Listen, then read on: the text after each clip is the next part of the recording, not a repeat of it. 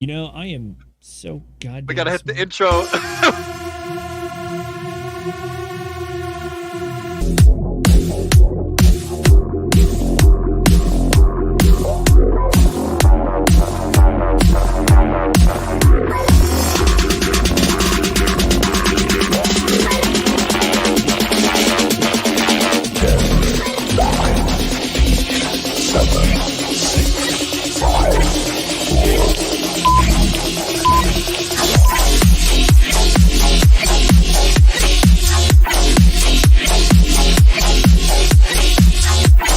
That's why it's really important to have a plan and understand what your goals are. In fact, my camel out there is suffering right now with a broken back.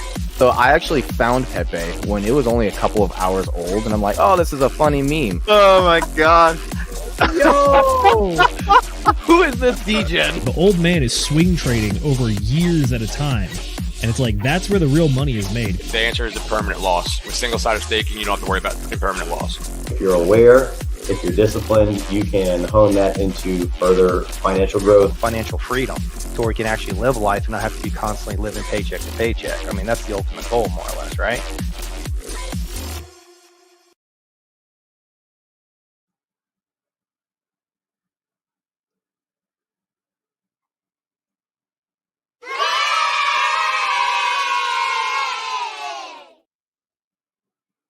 Are you doing Ladies it? and Am I gen- doing it? Oh, you're doing it. I'm doing it. I'm doing it. I'm the one that fucks up the intro and the cold open. That's what I do around here. You hear? Ladies and gentlemen, go ahead. welcome to the Degen Roundtable. Happy Sunday to everybody. I hope you have all had an excellent weekend and all of your putts ended up as 2 putts instead of 3 putts, because that's just shameful. Ask me how I know. Regardless, it is so good to be back with all of you here tonight. We're here to talk about some of the happenings around the crypto space. There's a little token called Hex that I hear is doing pretty well right now. So we're definitely going to talk about some of the price action going on there. And then other than that, our favorite member of the government, Gary Gensler himself, did appear in front of Congress. And there's a few people that have some thoughts about that, especially the people that grilled him inside of the hearing. So we're going to be covering that as well. Other than that, folks, welcome to the show. I am Zenith. You can catch me on Instagram and Twitter at ZenithDI. I'm a bit of a jack of all trades around these parts, but I am a specialist in government and legal analysis when it comes to crypto stuff. I did a little bit of the enforcement side of things back in my day when I was a Fed. I know, boo. But before you start throwing full bottles of champagne at your TV screen, like, hear me out. I'm on the good side now. So, here to help do the analysis, here to help all of us understand what is going on and these many page legal briefs that will put you to sleep. But other than that, I am joined tonight by my excellent co-host, Will Stevenson. What's going on, my man? Ladies and gentlemen, boys and girls, crypto degenerates, sucks and squirrels. Glad to be here, ready to work, stoked to get some chitter chatter on. I gotta put my phone on silent because it's about to send me an alarm. But I'm fucking ready to rock and roll. For those of you who don't know who I am, again, my name is Will Stevenson. I'm one of the networkers and a fellow host of the Degen Roundtable here. I roll around the states building TV towers and doing things of that nature. And in my travels, I like to go and I meet people, shake hands, kiss babies, get cool pictures, do cool things. I run a Hex Telegram channel called the Hex Meetup channel. It's basically where I help people facilitate the organization of their own little meetups all around the states, where they can go and find other Hexicans and do cool things. So if you don't already know about the Hex Meetup channel, then you should go check it out. It's bit.ly/Hex_Meetup. A cool little Telegram room over there. It'll take you directly to the Start Here page. But yeah, I'm stoked to talk about some news tonight. So let's fucking get into it. But before we do, we've got a very important part of the show, and we're both kind of playing producer tonight. Mrs. Producer is taking the night off. So, Mr. Producer, since you have a free hand right now, can you go ahead and bring up some of these chat shout outs? And That I can. Or shall I? I got it. All right, so first up, we have the first Degen of the evening, none other than 54 Cent himself, aka Centurion54X. He says, "What is up, Degen's portfolio is on a 2x in the past week. Feels good to be a Hexican." It always feels good to be a Hexican, but especially these last 2 weeks, let me tell you. Like, I don't know about you, but I update my holdings through an Excel spreadsheet, and I have some percentage-based weighting for the portfolio. These last 2 weeks have thrown off the the allocations pretty much. Like Pulse Chain has become pretty much the number one holding in my portfolio, which it never was supposed to be, but it's there now. And it's like, trying to contemplate, do we reallocate some funds? Do we move it around, or do we just, roll the dice? You We'll can see. do whatever you want, bro. Do whatever you want. For But it sure. does feel good to be a Hexkin. That's Always that's feels the good. Always. that's the lion's share of my portfolio is in specifically Cuatro Cinco stakes. So like it might feel good, but I can't touch a lot of my portfolio for the next 15 years. So it'll be great. That's fair. I Attaboy, love delayed gratification is the name of the game. Speaking of Yep. which, we have someone here who knows absolutely about delayed gratification. That's Tam Tam. She says, "What's up, fam? Good to see you, Tam Tam. Hope you're doing well." Aloha. After that, we have the man with the geographical delayed gratification. That's Hexkin Lost in Asia. Fist pump. Pump indeed, sir. And a man who knows a lot about study. That's Dr. H, aka the Cryptopractor. He says, "Let's effing go." Hell That's yeah. right. For the folks at home who don't know, Dr. H, I believe, has been covering The Richest Man in Babylon on his stream at Sundays at 12 p.m. Eastern Time. So if you want to actually read the book with him live on stream, that's what he does. And he provides great commentary and has some good friends on with him. So absolute shout out to Dr. H. Good to see you, my man. Definitely shout out to Dr. H. And I have a confession to make, and I'm back in Central Time, and my phone was set to have the alarm go off for Eastern Time for Dr. H. So I had to catch him on Replay Gang today. Wasn't able to catch him live, but yeah, like Zenith said, he streams every Sunday at 12 p.m. So that's noon. Every Sunday at noon Eastern. He does roughly an hour stream where he covers. I think he does one chapter at a time. One chapter. And today covers it very thoroughly. Today was the chapter about the homeboy that was selling the honey cakes and shit, which is one of my favorite chapters. Is the salesmanship one where I think he gets to earn his freedom from slavitude or slavery. Slavery, not slavitude. He earns his freedom from slavery because he's a good product maker and he's a good salesman. And so yeah, stoked to hear Dr. H talking about that on my drive back up to Dallas. So big shout out. Speaking of shout outs, who else we got to shout out? We got one more from Dr. H. It's actually targeted at you, my guy. Oh, give me to Spanner. Oh, I think he wants wrench. He wants to be a moderator. Ooh, how do we do that? Are we able to do that? I don't know if we can. I don't know if we can do it. Probably yes. StreamYard. I don't know how to do it. Dr. H, I'm afraid I don't know how to do it. Mrs. Producer probably knows. I've got YouTube pulled up right now. Put user in timeout, channel activity, go to channel. I don't know how to do it. Well, I'm afraid Mrs. Producer, Mrs. McGettit is not with us tonight. She's taking the night off, having a good time.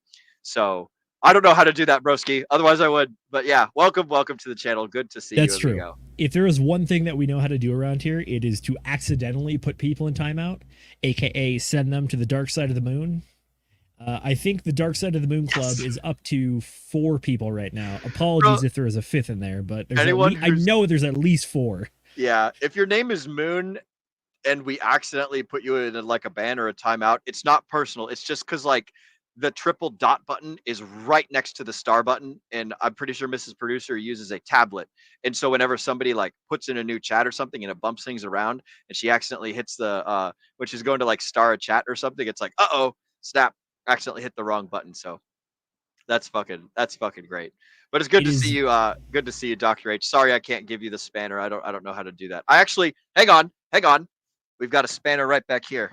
I think that's the one you wanted. I was hoping that's what it was. Excellent. Well, have I got good news for you?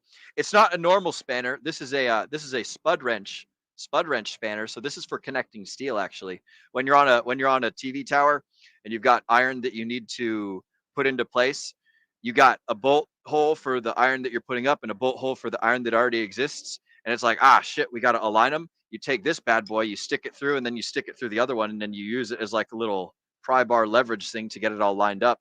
And then you jam it in there, and theoretically you have another one, and then you tighten whatever other bolts are in place and stuff. So yep, here's your spanner for the day, Dr. H. I believe this is a Klein. Very nice. They don't make these anymore. So this is a good piece of American made steel right here. So shout out to all my ironworking baby dolls out there. Good good to have you guys in the chats with us. Absolutely. Go ahead, Zenith. And final chat before we get to it. If anything, it's actually a good segue. We got 54 Cent saying, what's the spicy news of the week? I've seen Richard Hart tweeting a bunch. DCC said, if Richard Hart is right on the predictions, P-Hex may be 5 cents by the end of the court date. Maybe. Bad. I don't know. So before we go into the rest of the show, I've started some more new people who have joined. Yeah. If you would someone such as Daniel Robar says, go Pulse Chain. Go Robar. Good to see you, broski. You guys don't need to see my appliances back here. We look at the green screen today. I mean, there you go. Hey, it's a slow cooker and some some other things. Sure. Hey, last but not least, we also have a good friend of both of ours and just an absolute maniac who is on that grind like every day. A lot harder than probably the 9 to 5 folks are. That's Crypto Kool-Aid himself. He says, driving to dinner, but what's up? Good to see you, man. Had some great fun. Shout out to Kool-Aid. It was his birthday recently, so happy post hoc birthday to you, Kool-Aid. I believe it was a week or so ago, something like that. But yeah, dude, good to see you in the chats, broski. Glad that you're able to catch us live, and I am stoked for when next I can deliver some calzones over to you, and we can have a good time. So we'll see what's going on in the near future. But let's should we roll back to Mr. Kenturian 54's yeah. We can. For sure. So first off, happy birthday to Kool-Aid. Apologies, I was not able to make it down to your neck of the woods, but I hope you had an excellent one. And by the way, if anybody out there is playing Baldur's Gate 3, it is Kool-Aid approved to do multi-classing. He is the one that told me that if you are not multi-classing, you are missing out on a large part of the game. So don't be afraid. Take that second class. I don't know. Maybe be a paladin, sorcerer. It's a good combo. I like it. What's multi-classing again? Multi-classing in Baldur's Gate 3, aka the Dungeons and Dragons system, which is that instead of just picking one class, you diversify into 2 classes. So your total level might be 8, but you have maybe like 5 levels of sorcerer and maybe like 3 levels of paladin. So you kind of get a little bit of both, but you don't go like super far into any one of them. Okie doke. We've got another gentleman who's joining us, Mr. Zenith. Do you want me to work camera and I'll get him in here. Let's see how. All right, this kind of works. Aloha. What's going on, brother? How you doing? Zenith, new haircut, new beard trim, looking nice. Much appreciated, my man. Yeah. Will, your haircut looks great too. Thank you. Excellent haircut here. Nice and fuzzy right now. Well, it's a little bit not fuzzy, but high and tight. Yeah, high and tight. They went really tight. You can't see the circle on the top, but it might be there. Actually, this is my little birthmark here. That's the rest of the hair that's left over. His name is Phil. He's my favorite. I've had him since birth. He's a cool cat. How you doing, Brendan? What's new and exciting with you, amigo? Doing okay, buddy. Just dealing with some Achilles and knee issues, and so it's been a bit of a challenge in last month, but we're trekking on, and green candles makes everybody a little bit happier, including myself. Hell yeah. Not that I ever doubted that they would come, but man, it's hard for anyone in a depression of essentially 2 years waiting for Pulse Chain to launch, a year just seeing red candles. Yeah. I understand it's hard for people to keep positive thoughts. And we've seen that within the Hex and Pulse Chain community, the fights and infighting on X and on YouTube, the rug pulls. Like, there's been a lot of reasons for people to want to leave this chain and leave Richard Hart ecosystem. And yet, look how many people are still here. Look how strong we are. The strength of Richard Hart ecosystem knows no bounds. And anyone who's still here is going to do really well. I mean, what we've had right now is literally just a little pump because, a year worth of red candles is rough. Even a little pump feels good, but this is nothing compared to what we're going to have over the next 12 months. Yeah, we'll still have some dips here and there, but those God candles are going to be phenomenal. It's gonna be good, man. Oh yeah. So for the folks at home who don't know who this is Brendan the Anonymous Bean. He's our like resident macroeconomic specialist. He knows a lot about the Fed. He knows a lot about sales. He knows a lot about what's going on in the big picture as far as like government stuff going on. Federal Reserve. I'd already said macroeconomics and Federal Reserve, but that's his specialty. So thank you for joining us, Brendan. I'm glad to hear that you're doing well, and I see that you're wearing a sports ball shirt. This is the Patriots 87. So 87 is a cool number because Yes. it's right before 88, which is two subsequent numbers. What's the 87 Patriots guy? Who's that? Well, he used to be Gronk. Rob Gronkowski. Is that the dude that they named the XAI thing after? No, that's Gronk. Yeah. Gronk with an N, but yeah, no. But Gronkowski was Gronk. Yeah, he was a fantastic player for the Patriots. Also, just a fun dude in general. But Patriots suck right now, and that's okay. That's okay. All right. Can you actually like come? Are you going to come on here and be like, "Oh no, the Patriots suck," and then not pretend that this has not been coming after they had like a decade worth of just like a dynasty, effectively? Two decades, but yeah. There you go. All right, it's cycle theory. It comes and goes. Like you had it so good for so long, you got to suffer a little bit. You know what? I'm suffering so much with this Celtics championship this past year. So much suffering. All right. We're spoiled in Boston. What can I say? We're spoiled. New England just has a lot of the pro teams, so one of them's got to be good every year. That's all I'm saying. But to be honest with you, growing up, they all sucked. Like the Patriots, when I started watching the Patriots, I couldn't even watch them on TV because back then there was something called a blackout. If you didn't have enough people go to your games and enough fans buy enough tickets, you literally wouldn't even be shown on TV in your home market. So I could barely watch the Patriots until Drew Bledsoe came.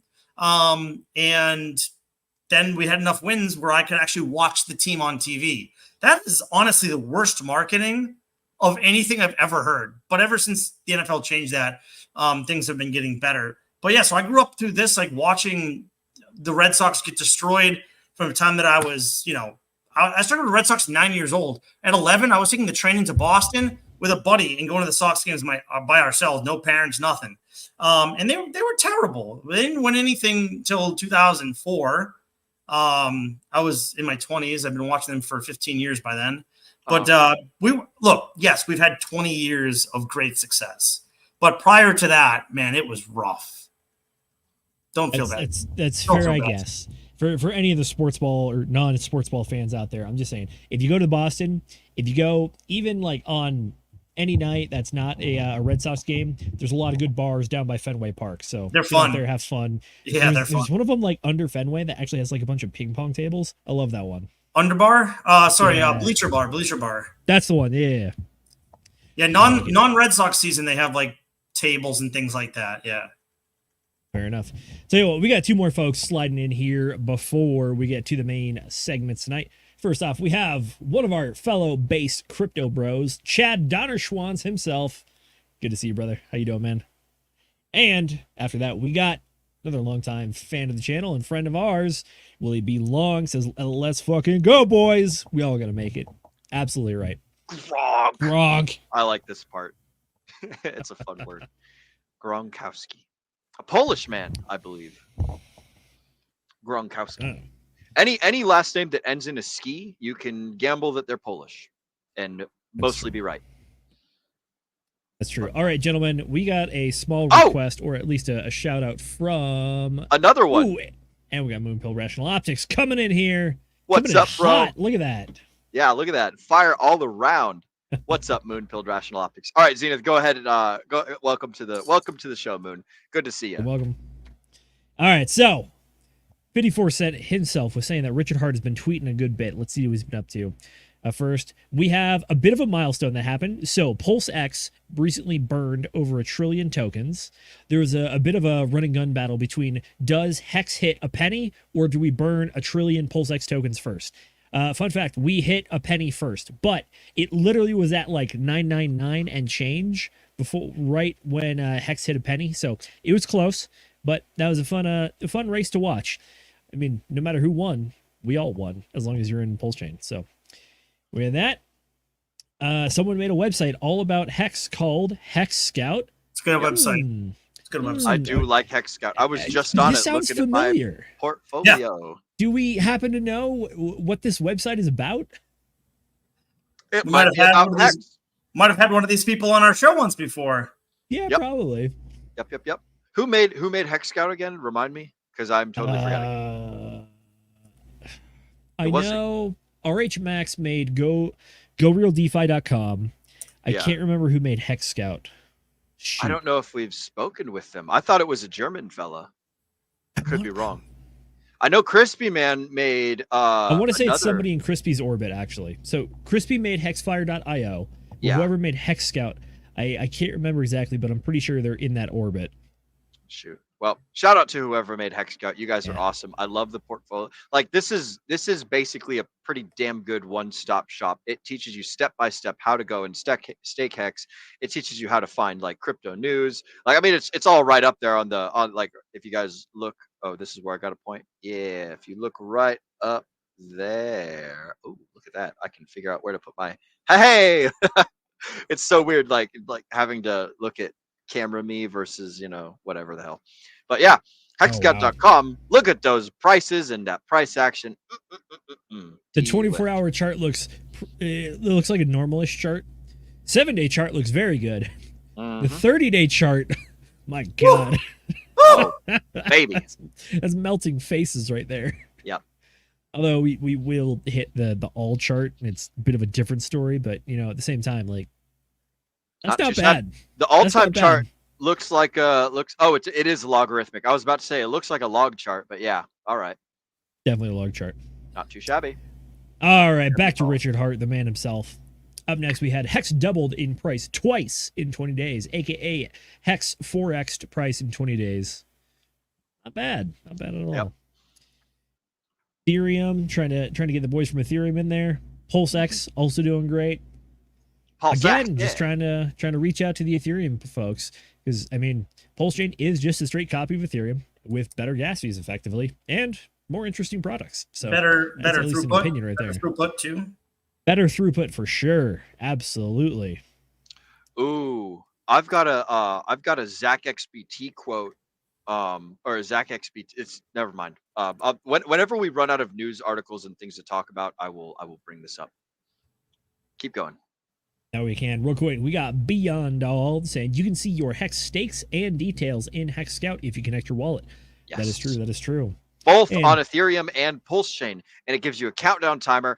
And you can download, if you're on your PC, you can download an alarm system that will go down to your little like calendar app on like the bottom right hand corner of your screen, and it will alert you on the days that your Hex stakes are ending. So remember, guys, that the Hex stakes end at 0 London, so that's midnight London time. So if you're on the East Coast, that's 7 p.m. If you're on the West Coast, it's 4 p.m. and Central over here East Coast it's 8 p.m. I think, right? Yes. Sounds about right. Yes. Okay. It's the same time we stream every single time that the Degen Roundtable goes live. You guys can remember that's your Hex stake end time. So there you go. So if you're early to the stream, then you can still stake your Hex and it'll count that for the next day. Or if you're late, then it's like, oh well, I guess I got to wait another 23 hours or something like that. But yep, that's when the Hex clock resets is at 0 London, which is the time that we stream. So shout out to all our London fellows. And ooh, what's this? Oh, we got the Richard Hart update for the October 31st trial. Yep. And Well, we do, real quick though, we got Come Get Me Aliens saying pretty sure RH Max is responsible for Hex Scout. Excellent. I don't think RH Max is responsible for Hex Scout, but I bet you he knows who is. That would that one. that would make sense. I fucking whoever it is, you're fucking awesome, right? So Sure. whoever's in the comments that knows, like, go find the person. Hey, we can work on RH Max until we find the right guy, and then. And it's not just a website, right? You can download the apps for Hex Scout too. Yes. I think I have the app on my. Most Hex sites or sites that have to do with Richard Hart coins don't have app capabilities. Hex Scout does.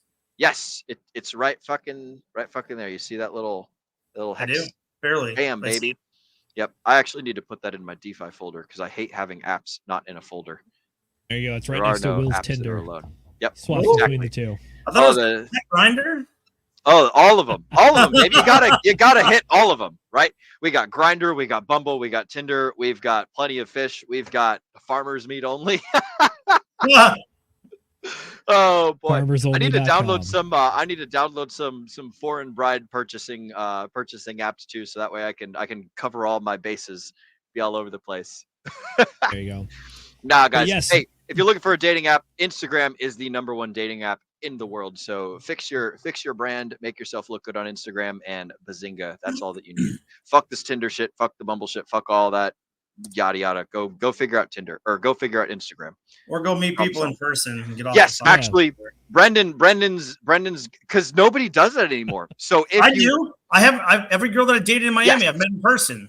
Exactly. So like that's the most powerful. That will give you the highest leverage to go meet people. And I'm gonna give you guys. Well, actually, no, I'm not gonna give you guys some secret sauce. You're gonna have to go figure out your own secret sauce on your own. Go meet people and just learn how to make people feel good and appreciate your presence. That's the number one trick in trade. So you guys don't get my secret sauce, but that's the idea. Make people feel good, make people enjoy your presence, make them be better off when you arrived versus when you're not there. So generate value. But that's true. I was back gonna to the say squeak. this might not be your secret sauce, but I actually learned it from your brother, which is that if you want to become fast friends with somebody, help the other person out with something that matters to them. And it will help build some bonds going on and kind of give you that little like psychological like, hey, I owe you one kind of thing. But correct. At the same time, it's like, yeah, whatever. We're just doing it because we're trying to be boys. Yeah, it works out. And that comes. We're gonna cover this Zenith and on book club. So I've already scheduled out what I'm doing on October 11th.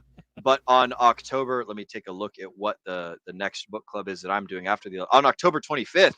When I do that book club, we're going to be covering debt, which is that describes the principle that you've just described. So, or that covers debt, huh? the principle. Well, yeah, debt is the oldest currency in like human existence. People were using like social debt before they ever used like, clamshells or gold bars or whatever the hell. So debt is the most important currency that you can ever use. So we'll cover more of that. If you guys want to get a jump start on book club for October 25th, which would have been the day that they're doing the Pulse Chain conference thing.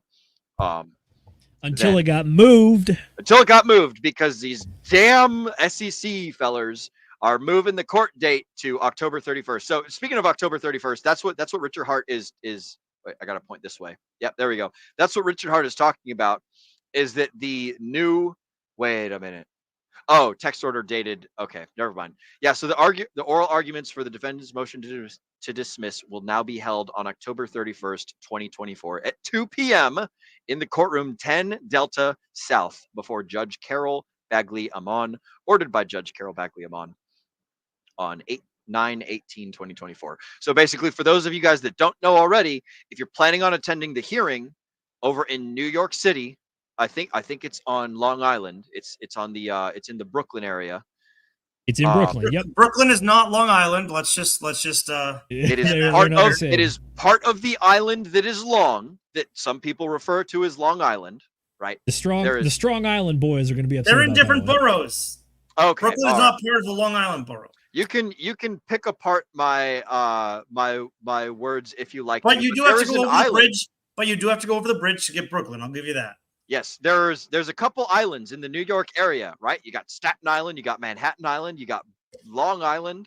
You've got it's a body of water that that is there you go. Yes. So as you guys can see, the one in the center of the screen is Manhattan Island, and then the one on the lower right that Zenith is, there we go. That is Brooklyn's right there. Yeah. Part of the Long Island, the specific part of Long Island. There we go. There's the whole thing. But the specific part of Long Island that this court hearings will be held in is on the very tip, right over by the bridge. And I can't remember. Zenith, do you know the name off the top of your head which hotel all the Hexicans are going to be staying in.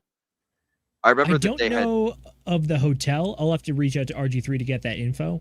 Yeah. But yeah, on 31st, literal Halloween, which is a Thursday, we're going to be meeting up at the Eastern District Court of New York in Brooklyn, aka right here. Yep. Oop.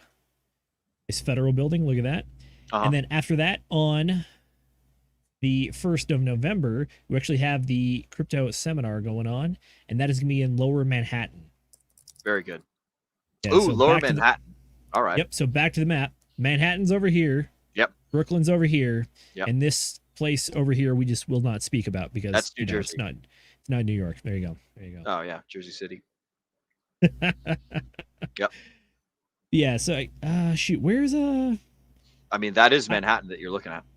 It is. I used to know what's going on here. This is Central Park, which is actually rather large considering everything goes on in Manhattan because it's super packed, but not that big. Empire State Building, Rockefeller Center, and then I want to say, oh gosh, I used to know where Times Square was, but I can't find it anymore. 47th. 14. It's pretty north. It's pretty north, isn't it? It's not that. Yeah, it's below there though. It's like right. Zoom in. So 42nd, right there. 42nd, and then like Up a couple. Yeah. That makes sense. Yeah, there's the big towers. Yeah, Yep. I'm pretty Wow. sure this is. 42nd. It's like right around there. There you go. That's literal Wow, Times Square. that is I'm pretty hyper sure. realistic. Yeah, that's the spot. Yep, Times Square, okay. baby. Yep. I've yep, stayed yep. there multiple times. I actually don't mind staying in Times Square, to be honest with you. It's not the place I like to go out in New York per se. Especially now, Times Square for me, like 10 years ago, used to be a little bit more fun. But still, if you've never been there, gotta stay there sometime. Zenith, can you go up and to the left? The Upper East Side and the Lower East Side are great. Upper West Side's come up a lot too now. Where are you trying to go, big dog? There by wanna go to Jersey? the where the Lincoln Tunnel. Okay. You see where that 95 marker is directly? 495. 495, yeah. No, the 95 one. It's up by the hotel indicator. I-95, eh? So go up and to the left at your 10 o'clock. There you are. If you scroll in, you see, so there's the MetLife Stadium. If you go south a little bit, south from there. Hey, if you look at that swampland, there's a tower in there that I worked on. Ah. Yep. Go up and to the left. They don't show the tower for you. You see that there's a little more left. You see that triangle right there? That's my tower. Oh shoot! Did you? Oh, dang, it climb shows that the thing? tower. Look Yeah. at that! Look at that! Damn. I climbed that bitch several times. Good And sir. There's two I of them. There's worked two there of them. for. There's two of Oh, them. wait a minute. Oh! Yeah, so this is an AM relay. So shout out to Odyssey Radio. Odyssey spelled like Audacity, but like not like the Odyssey in the Iliad, but Audacity like Audacy. Yeah, so there's an AM relay that I worked on. That first one that you looked at, that's the main tower. And that's for Odyssey Radio based out of New York City.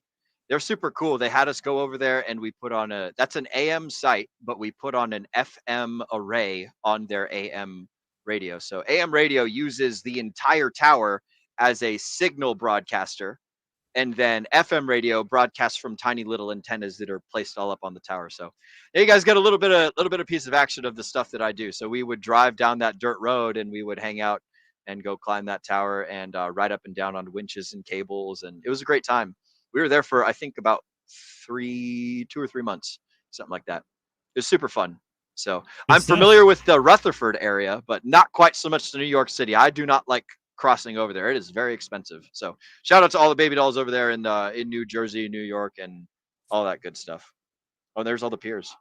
Speaking Yeah, of so stuff the over interesting here, this thing is the about old Intrepid. thing about Brooklyn, Will, is it is technically on Long Island, as you Yep. said, but it's not part of Long Island per se. Like it's Sure. not part of what was considered Long Island. It's considered one of the 5 boroughs. So it's weird. It's kind Okay. of weird how the geography of New York works. Yeah, they are definitely very particular over there. How long did you spend? You said you spent time over there, Brendan? Oh, I mean, I've been to I go there for a lot for work. Plus, I have a lot of friends, and I've had some family that lives there. Yeah. So I mean, I've been to New York City like, gosh, dozens of times. Hey, there's the Empire. I have my That's a nicer favorite bars. I have my favorite Yeah. rooftop bars. I have my favorite restaurants. Like I know New York City pretty well. Love it. Are you planning on Brendan? Are you planning on heading over that way for the hearing? It's 50-50. I want Okay. to. The Yeah. 31st makes it a little bit more challenging for me because I already have a trip planned to Rochester, Minnesota to finalize Ooh, some of yeah. our wedding things that weekend. Yeah. And so literally I'd have to fly in for one day and then fly from New York to Minnesota, which means I'd have to change my flights. So it's not ideal. It's challenging with the date change, but I still want to go. So we'll see what happens. Hell yeah. Fair Zenith, enough. can you tell us a little bit about the USS Intrepid? This looks pretty cool. This is a museum, right? Yes, so this is an old aircraft carrier that is turned into a museum. There is an American submarine over here, and one of the Concords is actually That's permanently sick. stationed here as That's a sick. museum piece. That is sick. That's super cool. The Concorde's the supersonic passenger plane, right? That it is. Oh man, that's so cool. Flight of the Concords. That's a good TV series from New Zealand. It's an old one. Yeah. Mhm. It's good. Jermaine Yeah, so Clement and the other guy. Intrepid has the Concorde submarines, it even has a space shuttle, I'm pretty sure, and they have a plethora of Navy aircraft as well. Wow, So that is so if you cool. want to go check it out, it's actually a pretty cool thing. I don't know if they have the Blackbird over here still, Yeah. but I bet you they still have a Tomcat. So if you ever wanted to see the F-14, I'm pretty sure there's one right there. I've never been on a proper aircraft carrier. The closest thing that I've gone, like I was stationed on board the USS Wasp LHD-1, but that's a helicopter carrier. It's a little bit different than a jet. So these are like almost 1,000-foot long, I want to say. Oh, she The big. one that I was on, I think was like 850 foot. But like this is cool, man. Aircraft carriers are awesome. I wonder if it's still got the it probably does not have the nuclear reactor on it. It's probably like plugged into the port somewhere. But that'd be kick ass and killer if she still had a nuke on it. By the way, like for any of those of you guys that don't know who are scared about nuclear power, every single one of our aircraft carriers and submarines are powered by nuclear reactors. So like if they can do it, then we can get our power in the United States from nuclear. So I'm gonna shut up and get off my soapbox about nuclear power, but that's super fucking cool, man. I love that that's over there. What that's number 11, right? CV11. Boop. By the Yeah. markings, it would appear so. Yeah, CV11. Okay. CV is the aircraft carrier designation, by the way. For true. Alrighty, speaking of which, let's get back to it a little Oh bit. yeah. So Friday, Lower Manhattan, we got Pulse Chain Tour. If you want to get tickets, they're still available. And then other than that, let's see. We got Setting the Stage with RG3, Code to Capital,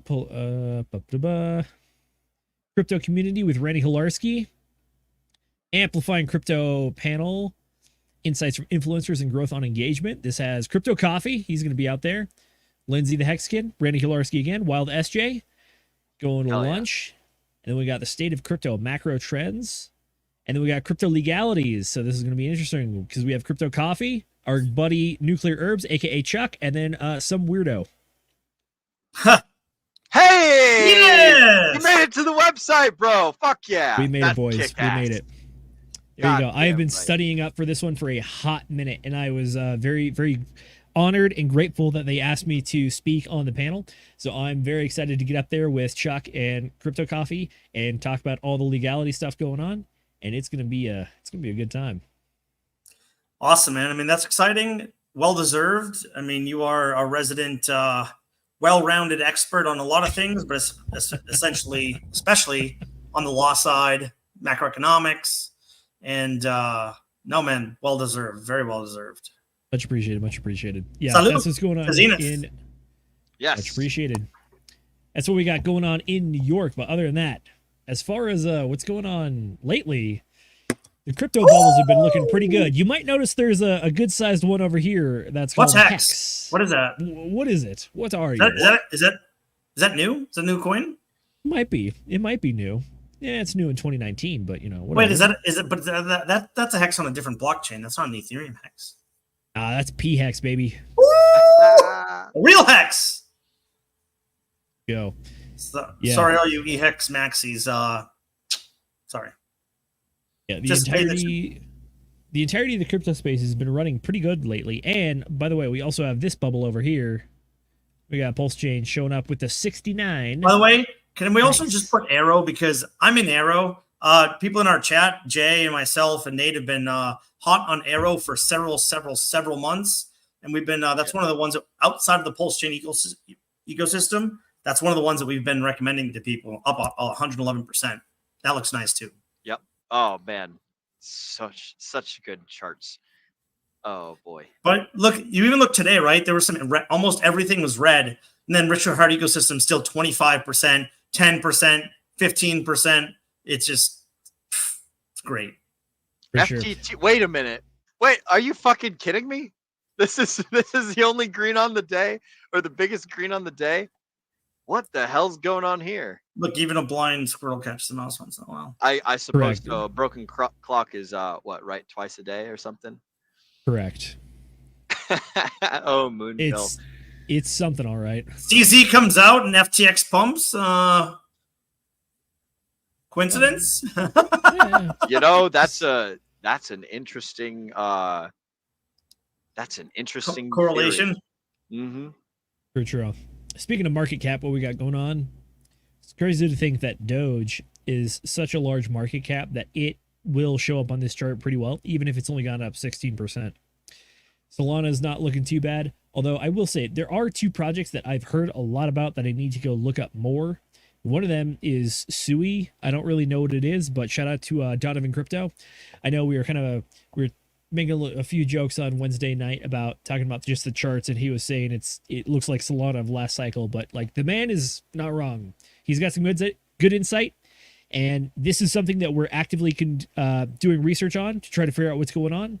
And then similarly, I'm pretty sure that Sui and SEI, SEI and SUI, these are similar ecosystems that we are actively looking into. When I get more information, I will be happy to put it out there. But until then, there are other people out there that are much been doing this a lot longer than I have that are saying good things about these tokens. So these are some up and comers that I would encourage you to do some research on. Ooh. Not necessarily figure out what you want to do with it, but at least do some research and understand what is going on.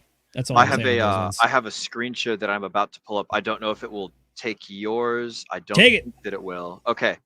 There we go. All right. So, on the subject of FTX, this came in at 4:25 a.m.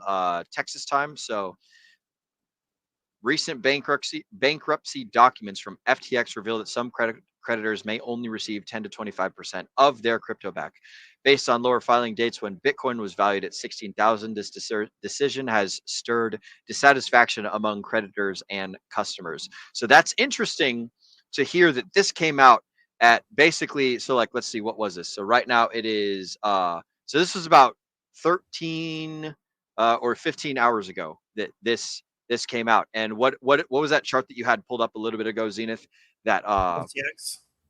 That the FTX was up like 100, or no, not 100. It was up like 60% or something on the day. Yeah, FTT is up 66% on the week, 72% on the month. Yeah, so I'm gonna go ahead and copy this and give it a quick little Google. But that's all that I had for the screen share. Yeah, FTT is the native token for FTX, just so people understand. Okay, I'm gonna go ahead and stop and bring us back to our standard camera format for the show. There we go. All right, and then whatever you had for screen share and stuff, you can take it back as you need it while I Google this. All good. I will say I do have this one to share. So Crypto Bubbles, the first one we were looking at was the top 100. But if you go down to the top 200, 101 through 200, you might notice there are two very familiar tokens here. We got Pulse X and eHex. eHex coming up on the month at 181% and Pulse X at 92% as well. Shout out to Nero as well for anyone who, for those of you that were listening to Sami, that's looking pretty darn good. But continue in your thing, Zenith. No, I was gonna say I know it's felt like a long road, but we're actually starting to see some upside as far as what's going on with the entirety of everything. Are we at sack prices? No, we're not. However, we did see a chance to see a double bottom for all-time lows here, or I guess the true all-time low, which happened back in early September. But now we're up off of it for pretty much everything. I mean, aside Pulse X did not hit the bottom again though. Bottom was still back in September of 2023. Incentive token also did not hit the bottom because it had its bottom in December of 2023. Yeah, they'll never hit the bottom again. Never close. Correct. Ooh, Incentive boy. token ripped off the bottom. As far as Yeah. PHEX goes, PHEX did make the bottom in September of 2024. But other than that, this is the data as far as the pulse chain data goes. When it comes to the EHEX data, this data goes all the way back to 2019 when it was like, oh gosh, it was a couple zeros and a few digits, if I recall correctly. But at the end of the day, if you go purely based off the pulse chain data, this was a new all-time low if you ignore this one tiny wick back on literal March First day. Release day. Yeah. So Very it's- volatile the first few days of Pulse Chain launch. correct. Since then, it's ripped, dude. It's absolutely ripped. I've got an article pulled You know up. what's on funny? X if we want. You know what's funny is it absolutely ripped and it's still at like a penny and a half, right? Yeah. we still have to see about a 50x from here if Richard Hart's going to look even decent. Maybe a 30 to 40x, right? Like you need combined hex prices to be above 55 cents just to break even. So you need it to be close to $1 combined. We're talking about combined hex, EHEX and PX, to be $1 for Richard Hart to even look good, because you have to have price appreciation every four years, every cycle essentially, for a coin to be worthwhile investing in. And if this isn't worthwhile investing in, then we're still going to see a lot more X's than what we've seen currently. A lot more X's. That's true. But I think this is one of the things that we've always known from the beginning, which is that Pulse Chain and Hex have the ability to pump outside of the normal cycles. I mean, all the tokens have the ability to do so, but it's a bit of a unique ability, which is that it's larger than what we normally call the low liquidity coins. Because I mean, look at this. Just Hex on Pulse Chain has $32 million of liquidity, but it's still done pretty much a 4x in the course of 2 weeks when nothing else has really done as much. When it comes to everything else going on right now, you pretty much just have let's share the old trading view. You pretty much just have like normal market movement when it comes to Bitcoin. Ethereum's pretty similar outside of just the normal the drop that we had back in August, and then even a lot of the other coins. So I follow Dot. Dot has been unfortunately underperforming, but when it comes to stuff like Solana, our up and coming number 3, the Solana chart looks very, very close to the Bitcoin chart. It's a lot of hit that high in March and then a lot of sideways. Again, hit the high in March, a lot of sideways. It's when the market's doing the sideways stuff, you can come down to all the Pulse Chain and Hex tokens, and they have the ability to move independently of everything else. Granted, it is also the ability to move down independently of everything else, as we saw pretty much since March. Pulse Chain, Hex, PulseX, Incentive token were just down and to the right until we hit the first week of September, and then since then it's been up and to the right. But on the time scale that we're looking at here, it acts different than the rest of the market. Even though Ethereum itself is one of the... Pulse Chain is the copy of Ethereum. So if anything, Pulse Chain should follow Ethereum more closely than anything else. But these charts are not the same, especially considering when you look at what's been going on in the last month. Has Ethereum had a bit of a run? Yeah, for sure. A little bit. But it's a little bit, though, which is that even if you go absolute wick to wick, that's 25%, as opposed to like 400%. I like 400%. Those are nice. I like the 400% as well. You know what's funny? Go for it. I don't know who did you guys sack for Pulse Chain or for PulseX by chance? I joined the whole community after all that. I think I joined. So I did sack, and I put thousands into the sacrifice. And so you think of how much I'm down from my sacrifice price, and it looks bad, right? But if you actually look at my portfolio of just Richard Hart coins, I'm up quite a bit. And that's because the opportunity to swing trade those coins early in the ecosystem that I wouldn't have the opportunity to do if I didn't sacrifice, if I wasn't there for day one, if I wasn't ready to fucking go, if I wasn't, working on the test nets and getting ready to go and having a real plan of attack when that launched. And then also continuing to DCA as the prices went down, right? I could have thrown a lot more money into the sacrifice, but everything for me is about, Will buys differently than I do. But, I put my thousands in, and then I had money on the side in case, things dipped that I could buy more. And it dipped way more than I could ever have imagined. I did not have more money to buy, but I begged, borrowed, and stealed or worked harder and found money to put back into the ecosystem at very, very, very low prices. And then farming Inc. for the last 6 months at ridiculously low prices with very little movement. So small risk of impermanent loss. Yes, you could say, hey, are you still in the LP pools? Because you just had a lot of impermanent loss with a 4x of X. Yes, sure. I had some impermanent loss. But I'm expecting Pulse to pull back up here a little bit. And so that will reduce some of that impermanent loss that I had. And nonetheless, I expect all of these coins to do really well. But my overall point, being in early, gave me the opportunity to swing trade, gave me the opportunity to DCA at low prices as the prices went down. And I'm actually I just literally, before we go on the show, on my way over here, I keep track of every transaction, every dollar that I put into Richard Heart ecosystem, every swing trade that I made. I have that all in my notes. And I didn't do this early on in crypto, but for those of you who want to improve and to get better, you really have to start to document everything that you do and say, hey, where did I do well? What did I do right? Where did I make mistakes? How can I improve? And you really have to look at yourself in a way that is critical. You have to critically challenge every decision that you made and every thought process of why you made that decision. Was my thought process right for the time, or was I, looking incorrectly? But without documentation, you're never going to be able to go back and really look deep into what you did, how well you did. And that shit's important, man. Like I should be if you just look at Richard Heart coins, we're not even half price to the regular people sacrifice for Pulse Chain. We're a third of the way there for PulseX, and I sacrificed a lot more for PulseX personally. And I'm more than 2x up in the Richard Heart ecosystem just because of swing trades and buying low. So that's where DCA and being able to put more money into the market and paying attention, not leaving as prices are down and getting, depressed. Granted, look, we can all get depressed. We can all get a little bit worried, but still making the proper moves when the depression's happening is what's going to make you make money in the future. Because how can I be up 2x when I'm half down on sacrifice X, half sac price, right? Like I'm more than 2x up. That's phenomenal.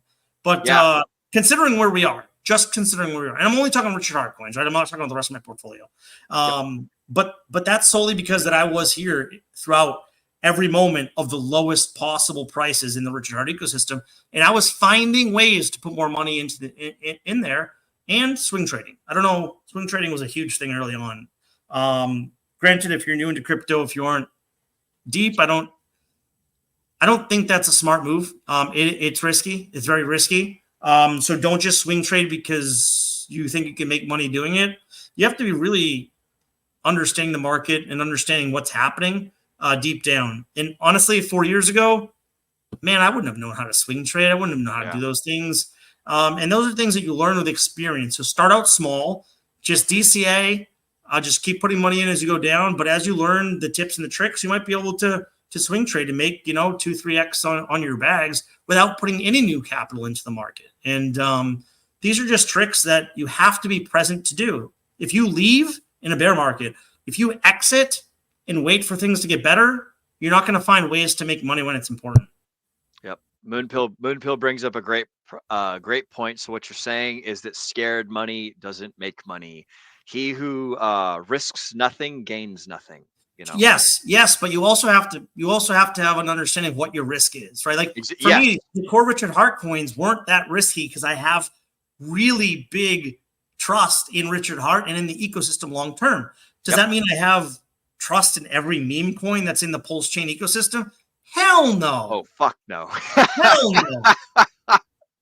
That's so right. You have to understand what risk means. Like to me, the Richard Heart ecosystem is risky enough because the opportunity to 100 to 500x is there. Even a 50x is phenomenal. So why am I going to go 10x my risk for a possible make another 10x or another 5x, right? Like I could lose all that money when 50 to 500x is honestly, to me, in my opinion, not financial advice. Very, very, like I won't say. Okay, let me dial this back. I won't say it's guaranteed, but I'll say there's a good chance that we're going to get it. Like to me, it's like a 99% chance you're going to 10 to 50x from the bottoms of the Richard ecosystem. Now, could it be 100 to 500x? Sure, 100% it could be. Could it 10,000x? Bro, let's hope. Let's hope. Be cool. But great. My point is like, be careful with how risky you get at the same time. There's a time and a place for everything, and a place for everything under the heavens. And I don't remember which proverb that was, but like you're absolutely right, Brendan. And I understand where you're coming from. This is like this is your strategy based on your needs, your risk tolerance, your current financial status, and all of these things that you've taken into account based on where you're at in life. And how long I can hold the coins. Correct. Yeah. So everybody needs to come up with their own plan, because my level of risk taking is different than Brendan's level of risk taking is different than Zenith's level of risk taking, right? Agreed. We're all and it's going to change as we go through life. Like, you know, if there's a 12-year-old kid out there who, for whatever reason, finds himself in the same cryptosphere, he's going to have a different level of risk tolerance than the three of us. You know, I'm 30, I'm 31. Zenith, I think you're close to you just turned 30 or 29 or something. You're close to there. Brendan, you're in your 40s. Like no, I'm not in my 40s. I'm just 40. Okay, you're just 40. Okay. So there's a decade of difference between us, and so we're going to have, like, Brendan has a lot more life experience and he knows what to expect a lot more than Zenith and I. Like, Zenith and I have been in the adult world for like about 10 years. Brendan has been an adult for half of his life, you know, like if you want to consider 20 the magical crossover point. So Brendan has twice as much like real life experience as Zenith and I in the financial world of making decisions and being responsible for them, and, you know, yada yada yada. So there's going to come with that a lot of understanding of what happens when something goes wrong, what happens when something goes right, and the amount of effort that goes into the decision making to differentiate between the two of those. So like if you're a young person, you can afford to risk a shit ton more than if you're like late. Like if there was an 80-year-old on the panel, right? He would not be doing the same moves as Brendan, myself, and Zenith. Just Bitcoin, right? If correct. 80, He would be doing an the XRP consistent thing. They need a stable coin. But what I'm saying is that everyone has a different risk tolerance, and so everyone's going to use a different tool to get the different job done to reach their different goals, which is separate from everyone else's. The best thing that we can do on this panel is try and let you guys know the tools that we're using based on our circumstances and why we chose to use them. So in the chats, and Brendan, you had mentioned this earlier, you have a different DCA strategy than I do. I like to back up the dump truck every time I have money. I dump all my money into the thing, which is a different version of DCA, right? So like whenever I have free money, I take all of it and I put it into the things that I'm investing in, as opposed to like saving some aside to take advantage of opportunities later. Now I am forgoing potential later opportunities for whatever the opportunities that are right now, because that suits my risk tolerance. So Brendan and I have different risk tolerances. We have different inputs to get different outputs based on different expectations and different points in life that we are. So what you guys need to do. But Will, can I ask you a question? Sure. But your point is you're continuously putting money into the market, so you're always DCAing. I'm continuously putting all of my money. But that's still a DCA, right? Because you're continually putting. So when we talk about DCA, those are for people that have limited resources to put into the market. Right. That you have to like think about when you can put money in and how much. 100%. That those out there, I wouldn't recommend people out there that are sitting on $1 million to do what I do. It would not be appropriate, you know. So is that where you were going with this, Brendan? No, my point is, you know, some people have a finite amount of money that they can put in any cycle. Some people are in school. Some people don't have a lot of cash flow. Some people are supporting a family, you know, and so like they don't have the same amount of, hey, I can back up the dump truck every single time I get a paycheck. Correct. Some people might have $50 or $20, and so they might have to have a little bit more of patience about when they enter the market. That's right? true. Than you. And so, Absolutely. so my point is, like you're saying, everyone's tolerance in ways that they put money into the market is different. I actually think your strategy is DCAing because you're constantly putting money into the market, right? You're not worrying about when it is. Not everybody has that opportunity and that ability. Sure. Yes. In that understanding, I suppose I'm simply framing it differently inside of my own mind. Yeah, you're not looking at the numbers. You're just putting money in when you have it. Yeah. I'm putting in all of the money when I have it. That's the thing that I do is I think to myself, like, am I making the best possible move that I could do every single time that I have the opportunity to make any sort of decision or something like that. That's my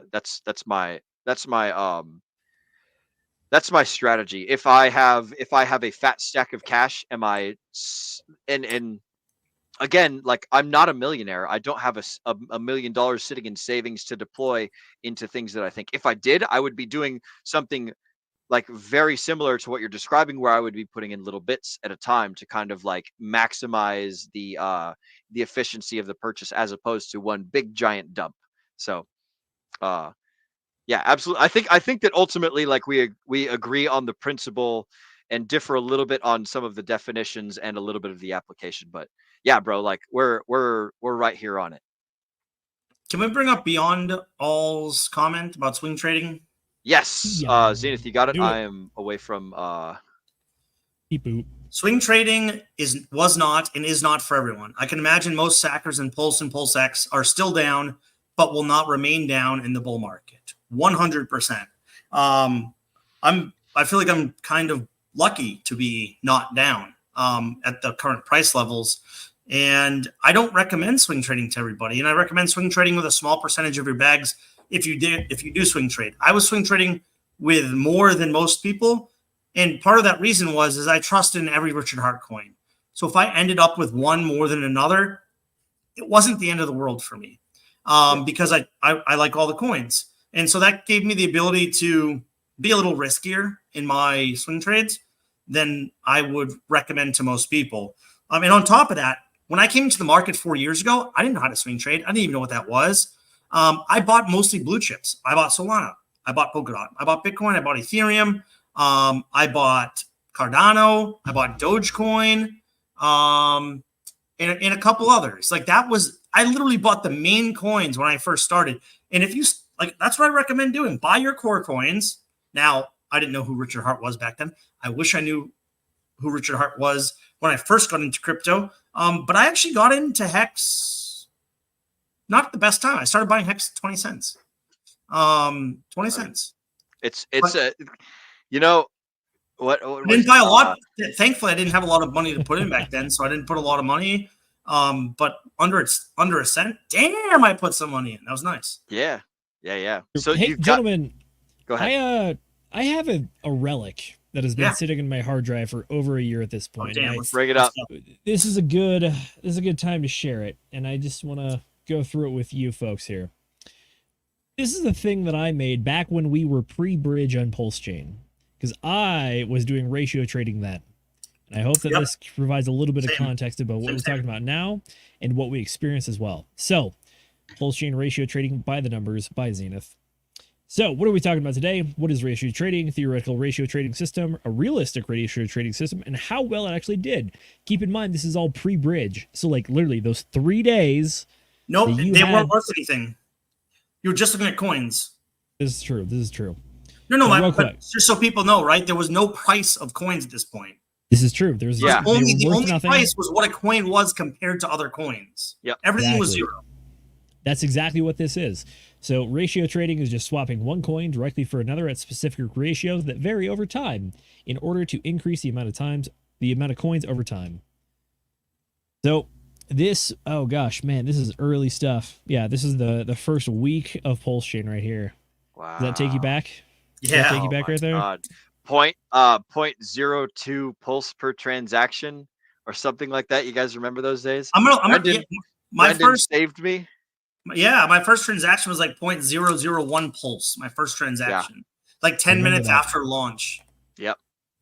I remember I got a stuck transaction because I was using goddamn MetaMask of all things and Brendan saved me and sent a bunch of pulse to my address.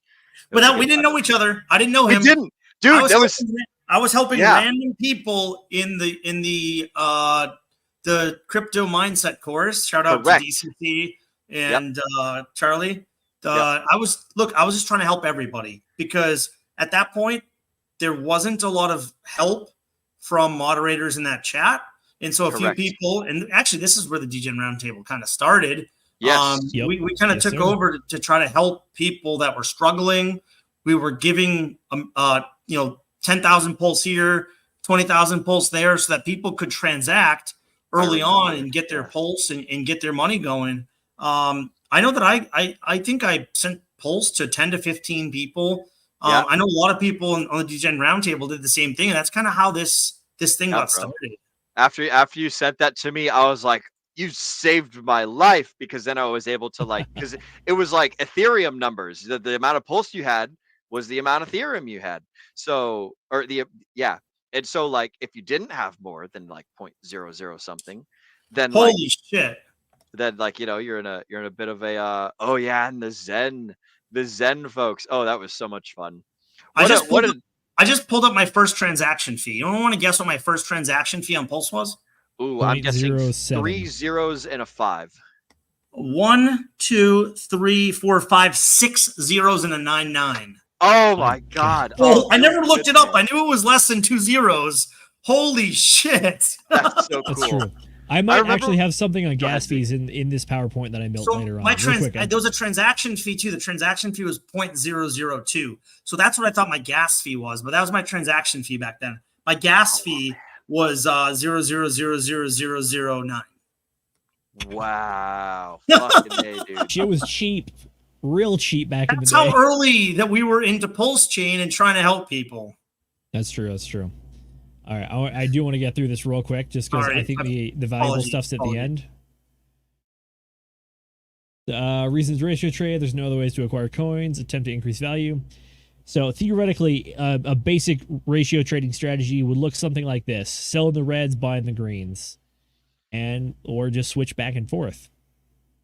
So the example was assuming 100% efficiency, maximizing high and lows, using 100% of the available bag, starting with 1,000 pulse, which back in the day was worth nothing.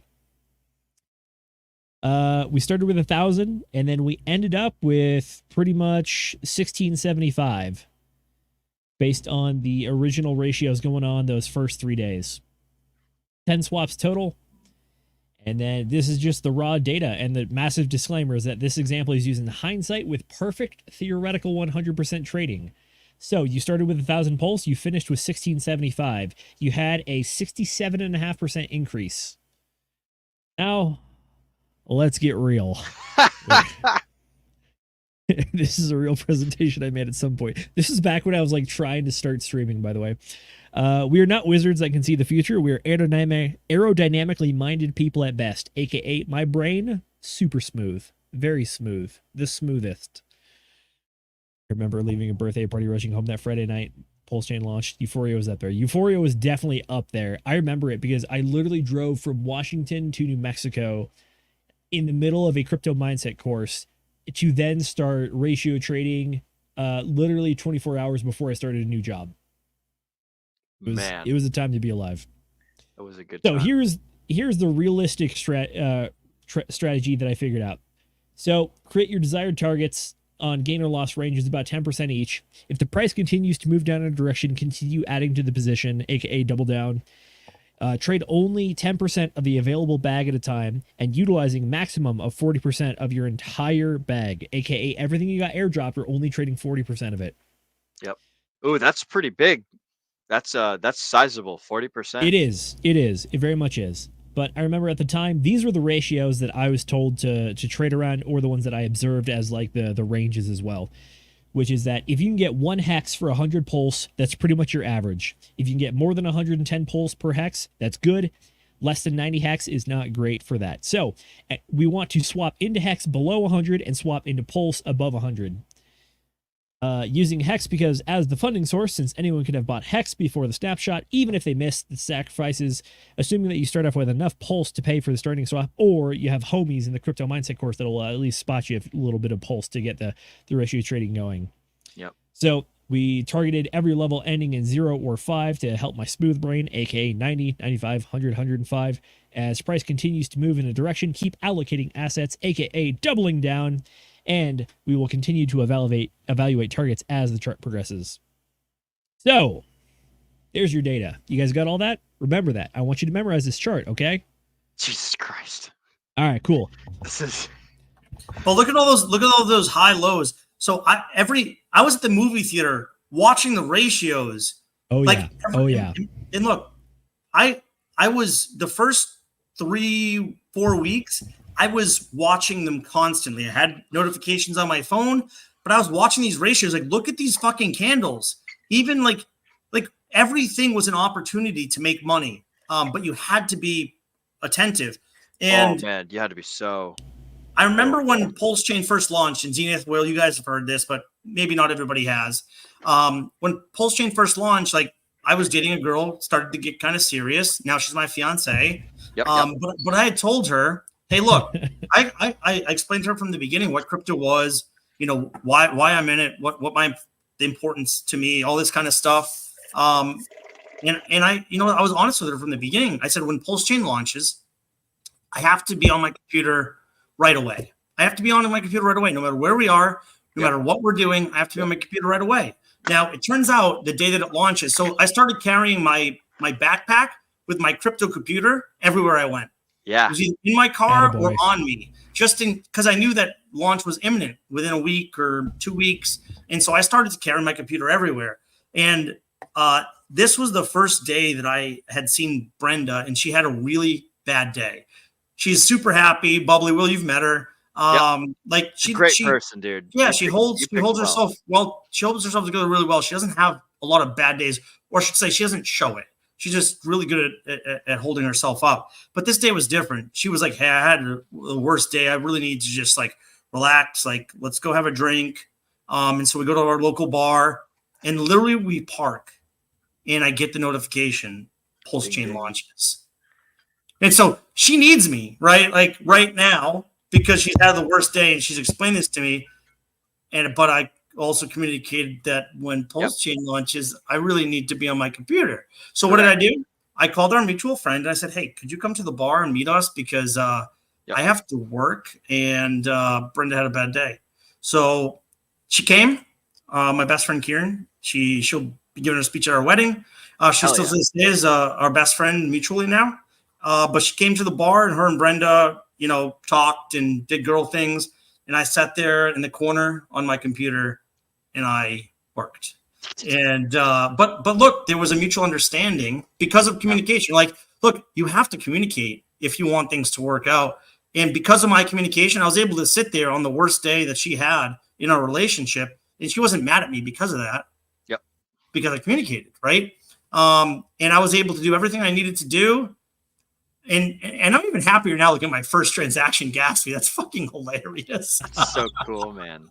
The gas fees got kind of wild that first week. It did. There were times it was because look, we didn't have a lot of Pulse back then, right? Like we hadn't accumulated a lot yet. I started with, again, mostly Pulse X, and my first transaction was to swap more Pulse X for more Pulse. And in that wallet that I had sacrificed the Pulse X for, I had no Pulse. I did have an Ethereum, so I had one Pulse. That was a copy of the Ethereum, and that was my gas fee because I only had one Pulse. What it is, man.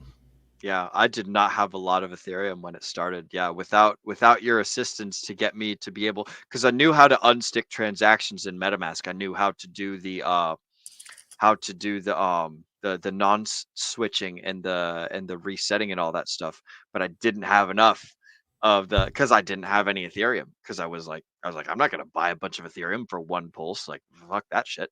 Well, like I said early on, I bought all the main coins, Bitcoin, Pulse. Yep. And actually leading into this cycle, I think I'm the only person that had very little very little ETH. And I was Bitcoin heavy. I've swapped now half my Bitcoin for Ethereum. because I expect Ethereum to outpace Bitcoin in the next 6 months. Maybe it won't, but I wanted to at least get closer to 50-50 on my Bitcoin Ethereum bags. Yeah. Fair. I mean, hey, we will find out in the future if it turns out to be the wise decision or not, but it sounds very well reasoned. You've thought about it and you've done the research and you have your convictions. I could be wrong, but that was the research I did. That was what I felt was right.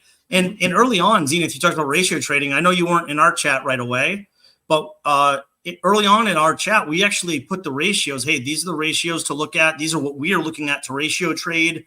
And these are the numbers that we're doing. And so for people we didn't have a lot of people in our chat back then, but for people were in our chat back then, I think they did pretty well with ratio trading because we literally gave you the numbers to look at. Yep. Which was what Zenith already knew how to do. I still got that one lingering around. Oh, we've dropped in folks in the original. I remember we were like the Degens Anonymous, and there was like 20 of us in there, and we were just all talking about shit coins and all sorts of craziness. And it's still fun. Now it's mostly a meme chat. By the way, we still have that chat. It's only 15 of us. There's only 15 of us. Yeah. The OGs. I like the Degen Roundtable. The Crypto Casino Citadel, because we were talking about meme coins and risky assets, and we didn't want to do that in main chats that might have wrecked people. That's where our degeneracy started. We used to do little Telegram calls, and then we were like, man, it'd be nice if these were recorded. And they were like, fuck, we don't want to just have them sitting here in for Telegram. Our benefit. Yeah, and so we're like, let's put them on YouTube so that way any one of us can reference it. And then eventually we're like, oh, I guess we should make this public because we like listening to ourselves. Maybe other people will like to listen to us. And then eventually we decided like, oh, we can do this live. Like what's to be scared of? And then here we are today. It's good stuff. I remember I hosted our first live show and I didn't know it was going to be live because no one told me. Yeah, like other shows. And they just drop this on me. No, we're gonna be live tonight. Oh, nice. Okay. Yep. And Josh had the Microsoft Paint like Degen Roundtable background. Oh, it's so great. For those of you who haven't watched some of our original shows, if you want to see some cringeworthy stuff, go check it out. It's fun. It's laughs. Like we were growing. What couldn't be done about it? It's like looking back at yourself in high school. But man, have we had some fun and learned some things in between now and then, and just like. It's been a hell of a journey, and it's so cool that we're still here. I'm going to bring up Moon-Pilled Rational Optics. One drunk Pulsican is smarter than 3 XRP bros with PhDs in scamming. Yeah, we are a bunch of drunk Pulsicans on the show, and it's super fun and fucking am I glad. But Zenith, go ahead and take us back to the direction that we were going before.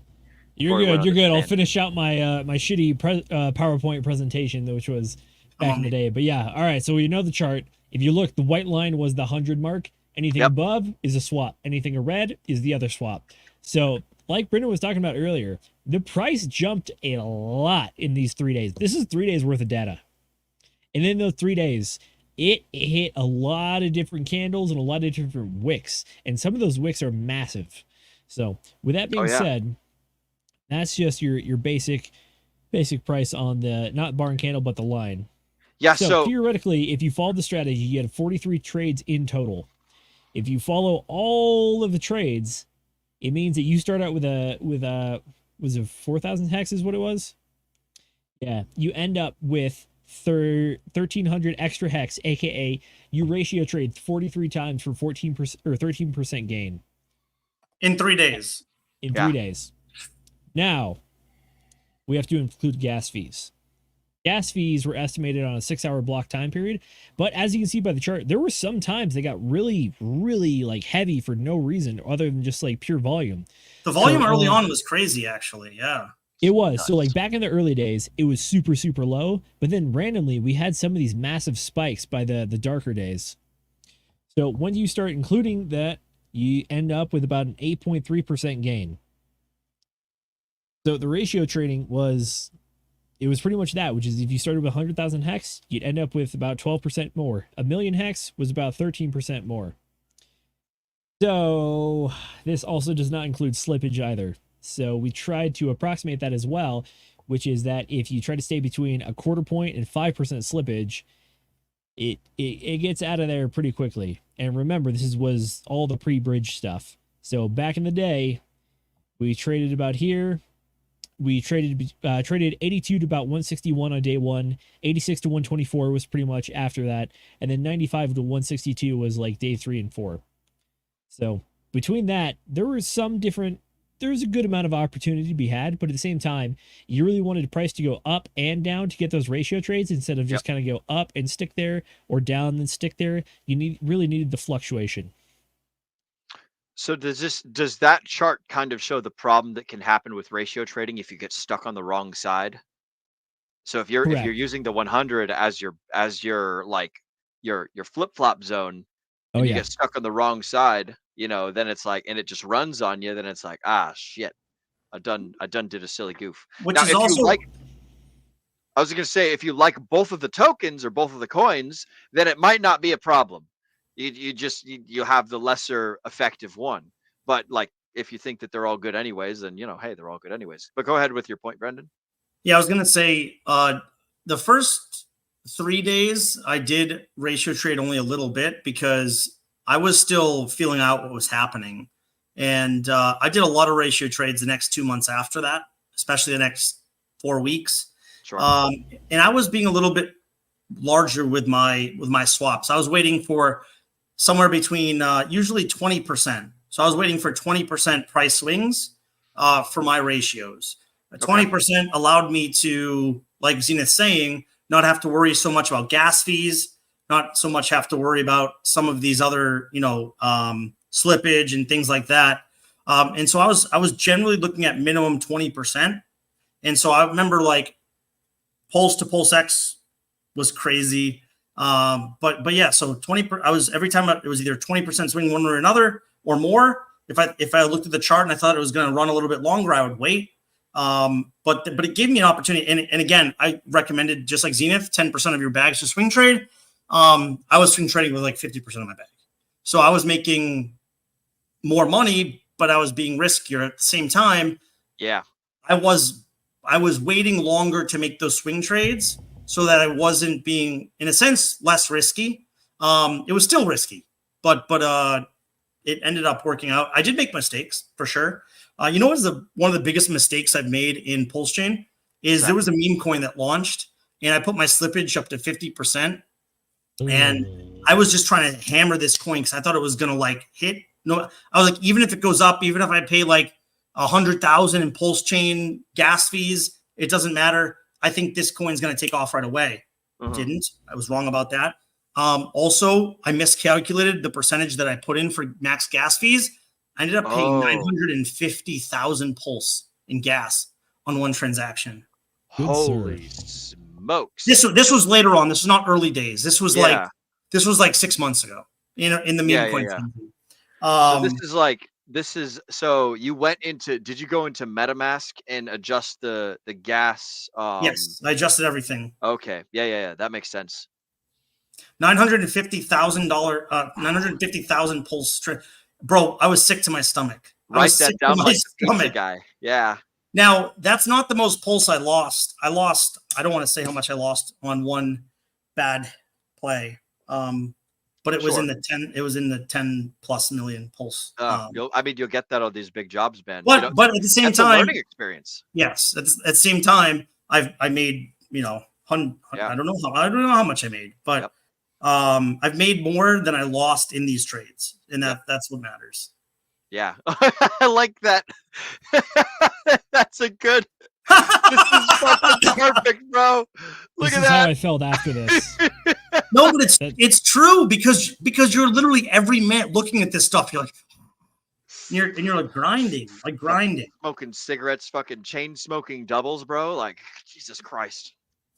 Oh, thankfully, we don't do drugs, but if we did, damn. Yeah. Oh, yeah. Oh man, here's a way to look at it. That's a great meme, Zenith. A way to look at a way to look at money is like, when you lose money doing something, you're essentially paying for an expensive schooling session. You know, it's like, oh, I spent $40,000 on getting my bachelor's degree. It's like, and I'm an underwater basket weaver or something like that. Or I spent, like, I personally, like, I spent I loaned 10 grand to a friend of mine back when I was in the Marine Corps, and I didn't have 10 grand to loan to a friend for him to start up a business. And then he fucking took off. You know, he's out of here. He's gone.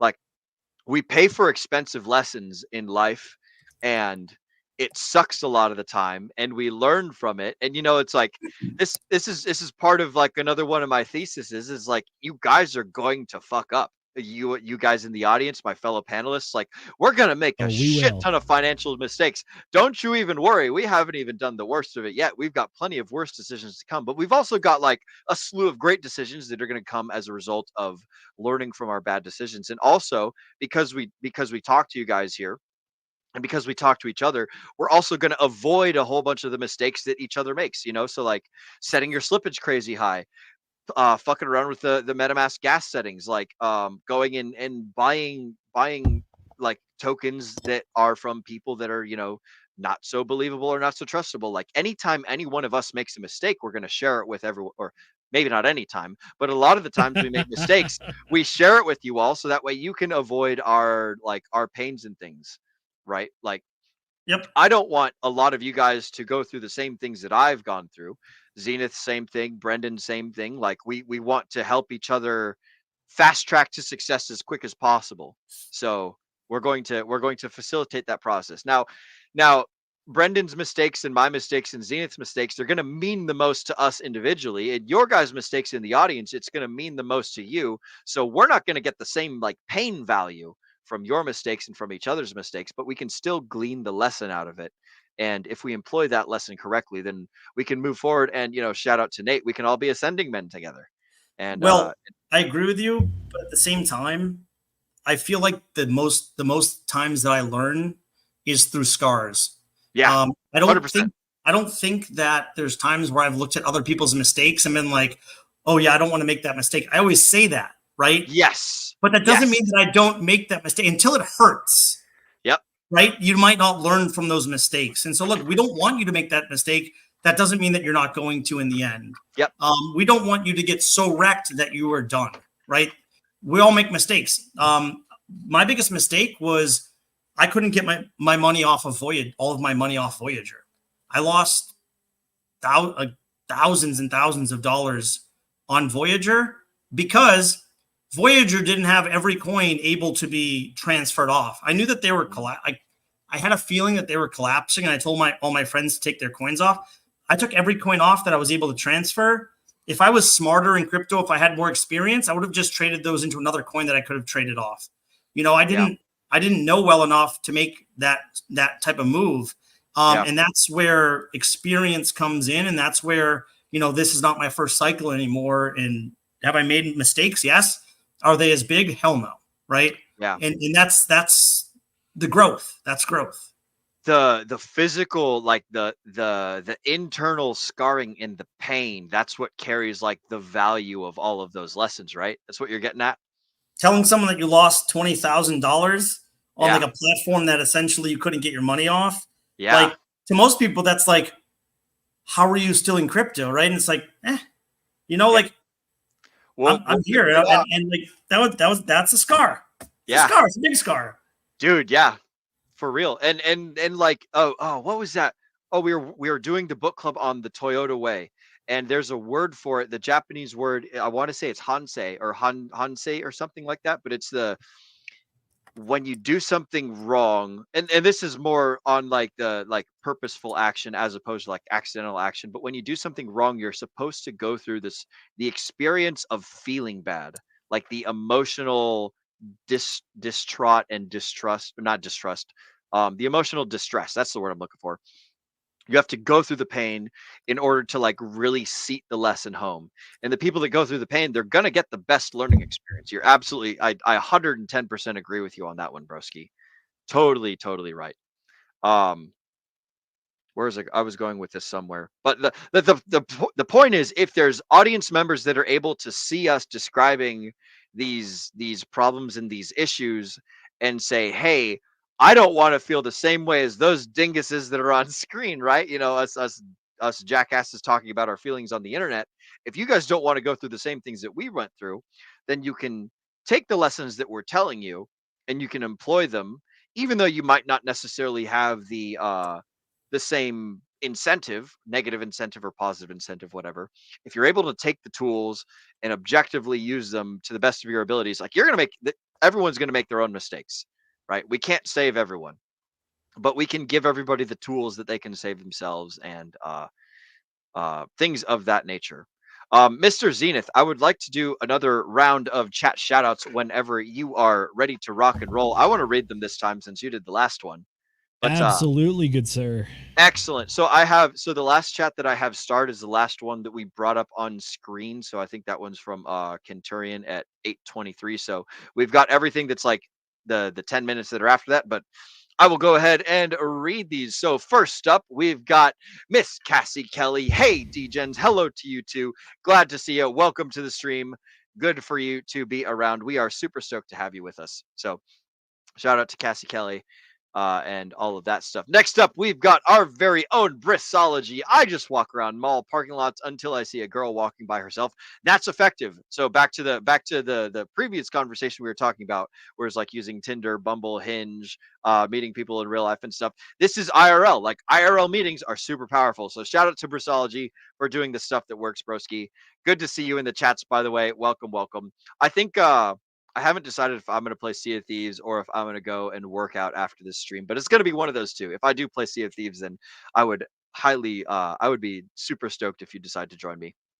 Next up, we've got Mr. Paul Sachs talking about, welcome, by the way, Paul Sachs to the show, talking about Gen 3 and Gen 4 nuclear reactors are very safe. Too bad that the sentiment in the USA is a tainted history. So yes, Manhattan Island, Chernobyl, Fukushima, all that stuff has put a bad flavor in people's minds regarding the effectiveness of nuclear reactors. I will say that I agree with Paul Sachs that the nuclear technology and safety procedures and all that stuff is very thorough and very secure, and we could do a lot with nuclear technology in the United States.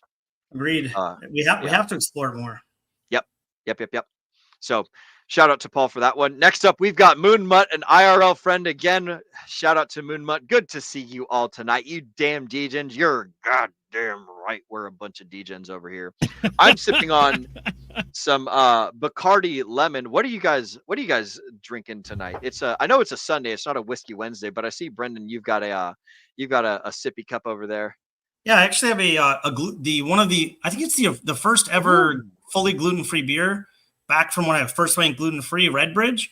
It's also good if people have problems with gout. This is a beer that is really, really low in purine. So it's good for gluten-free and good for gout.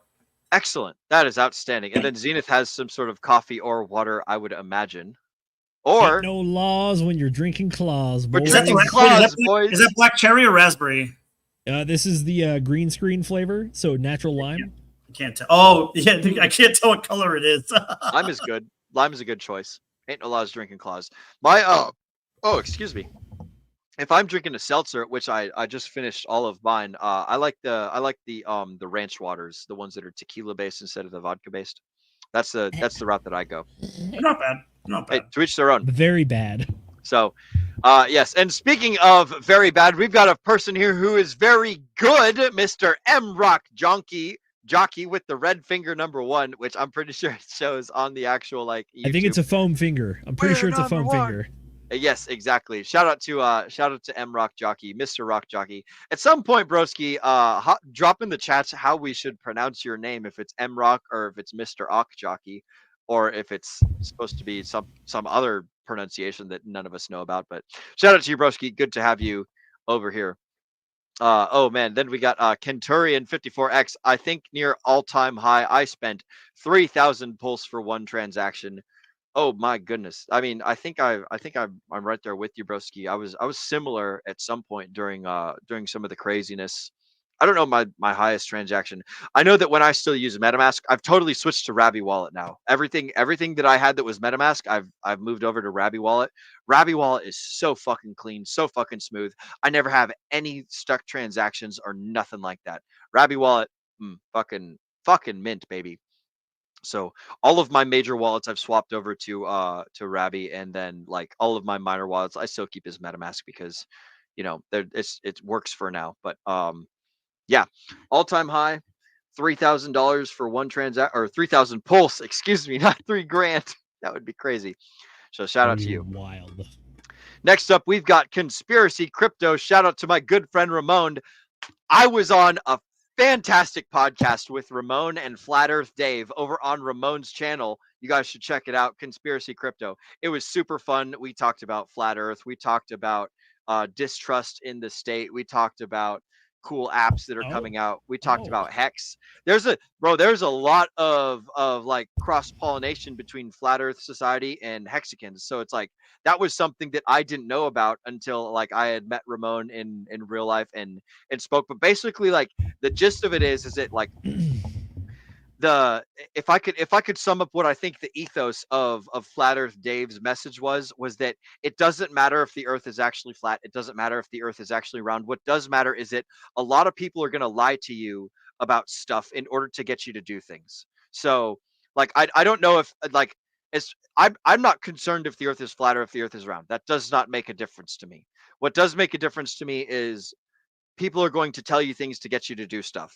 Now, do I think that flat Earth is real? Do I think that round Earth is real? Doesn't fucking matter, right? My own opinion doesn't matter. The thing that I agreed with, and the thing that was the real substance of the conversation is like, what is stuff that people tell you to get you to do things? How much of it is real? How much of it is false? How much of it helps you accomplish your own goals? How much of it helps you how much of it like hinders you from doing the things that you need to know? We all know that like the zombie virus, a lot of the shit that was pushed out during then, not so great information. We all know that like the guy who killed JFK, probably not what the story says. We all know that there's a lot of things in life that don't necessarily match up with the things that are told to us. So that's all that I encourage people out there to do is just listen to the campfire stories, know that everything is a campfire story, live your life to the highest leverage that you can, and trust no one, and only trust about half of the things that you see. So shout out to crypto or Conspiracy Crypto. We had a great stream. I would love to have you on the Degen Roundtable at some point, broski. And that's all I got for that. And then finally, we've got the very own Degen Roundtable. I wrote this one. What isn't measured isn't managed. And I think that this was from something that you had said, Brendan, when you were talking about oh shoot, when you were talking about transactions. It's important to Keeping write track of down everything, transactions. Yeah. So you're absolutely right, Brendan. The important thing is to write down the transactions, to write down how you feel, to write what you spent, what the thing was, because if you don't keep track of stuff, then you don't know about it, and it's not real. We forget all these things. So You can't learn from your experiences if you don't keep track of them.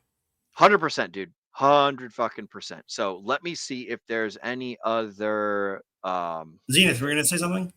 I was going to say, Will, this is actually a reference to the Toyota way, which is where they talk about what you measure is what you care about. So if you don't care about something, don't measure it. Yep, If you do care about something, measure it, and measure it properly. Yep. Oh, we do have another well, we have Brendan right there. Excellent. 950,000 gas fee transaction on a meme coin that pretty much rugged. Hey, like and this is valuable information. Like, it's going to be a painful sticking point for you.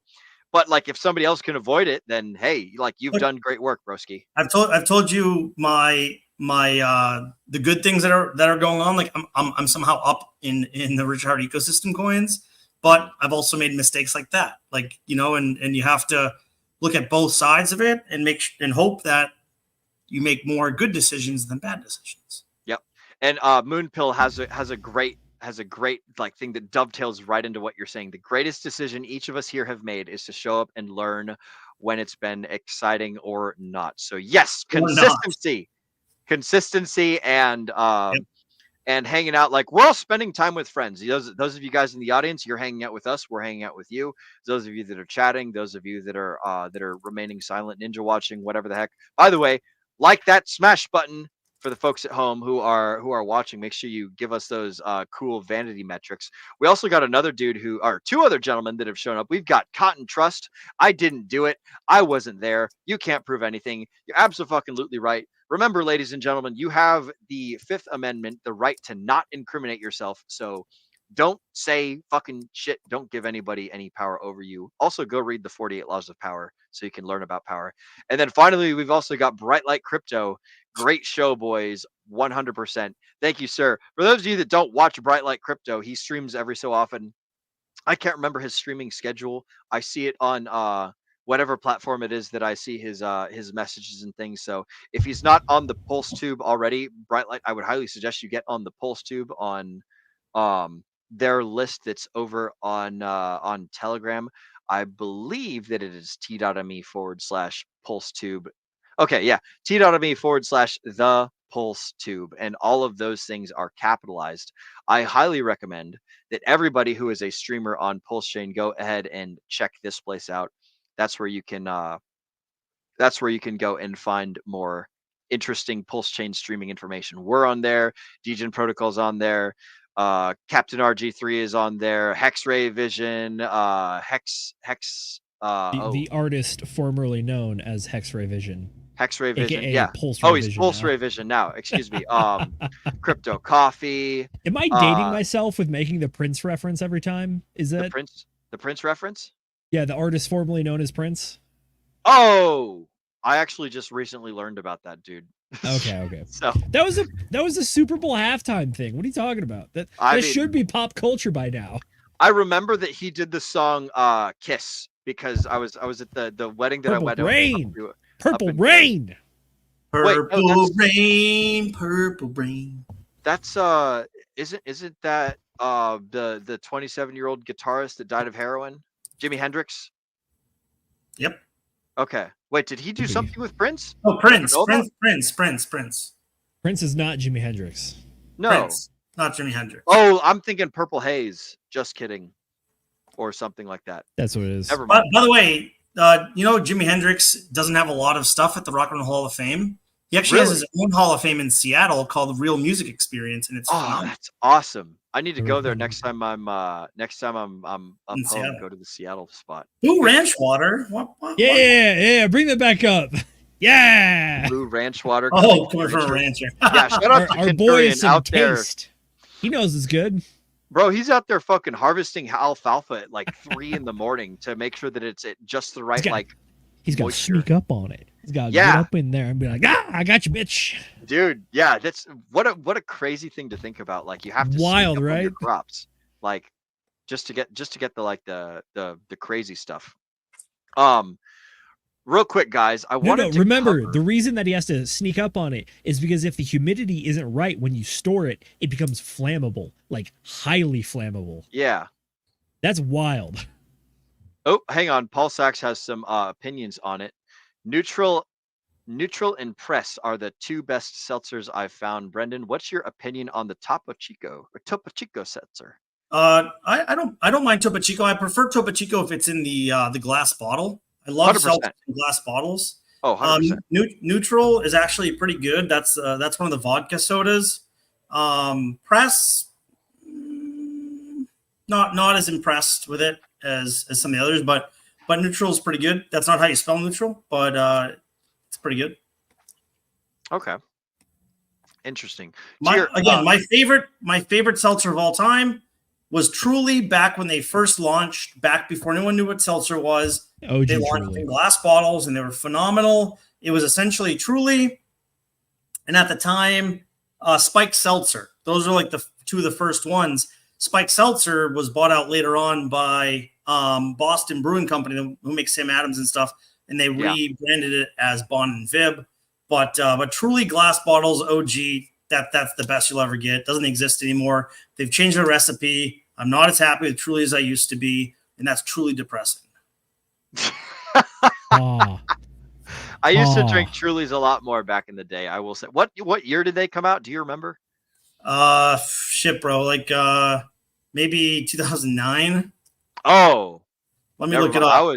I was sipping them back in like 2018, 2017, the end of my Marine Corps career. I'm honestly like overstating. I think they were probably 2015. I don't Okay. remember exactly, but Okay. I mean, hey, that's man. I just looked it up. First released in 2016. Okay, so a little Okay. 16. All right, yeah. So yeah, that's when I was first started consume them. I had a buddy, my friend Hunter. He stayed at a friend of mine's house, and well, I mean, we became friends because I would constantly go visit him because he lived off base. I was a barracks Marine, but we would go over there, and his landlord's favorite drink was fucking Trulies, and that's what we drank all the time. We go over there, we'd bring Marine Corps like fucking 24 racks of beer and shit, and they had Trulies there, and so it was just a bunch of like shitty cheap beer and Trulies, and I remember that was a pretty cool time, pretty cool stuff. I do want to say to bring us back to the crypto thing, Zenith, you had asked in the private chat if there's anything else that we want to cover. I will say that $16 billion of FTX distribution starts tomorrow. So that showed up. Yeah, that came up earlier today around probably about 6 hours ago. So I can look up where it came from and stuff. Fear and Greed Index, we're sitting at around a 61%, so we're starting to get a little bit into the green. And there was some public news from RFK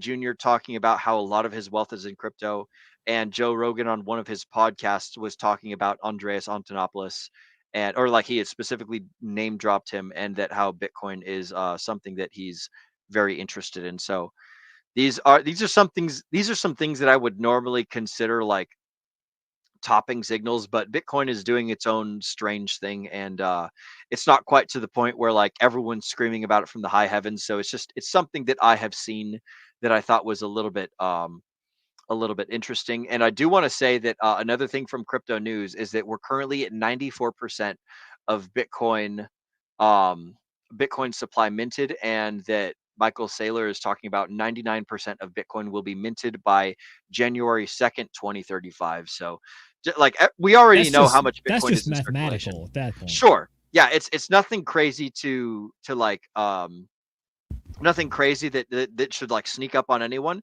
but it's just like it's an interesting little story for him to bring up, is that like 99% of it is going to be minted by 2035, which is like it's common knowledge. Everyone should know it, but the fact that he's reminding us and bringing it up is something that's potentially worthy of like a fundamental not tokenomics, but like a sentiment read, something like that. So interesting. I mean, Michael Saylor's always, maybe not always, but he's going to be the zealot for Bitcoin for at least the foreseeable future. So, and all of their trades, I will say that MicroStrategy owns over 1%.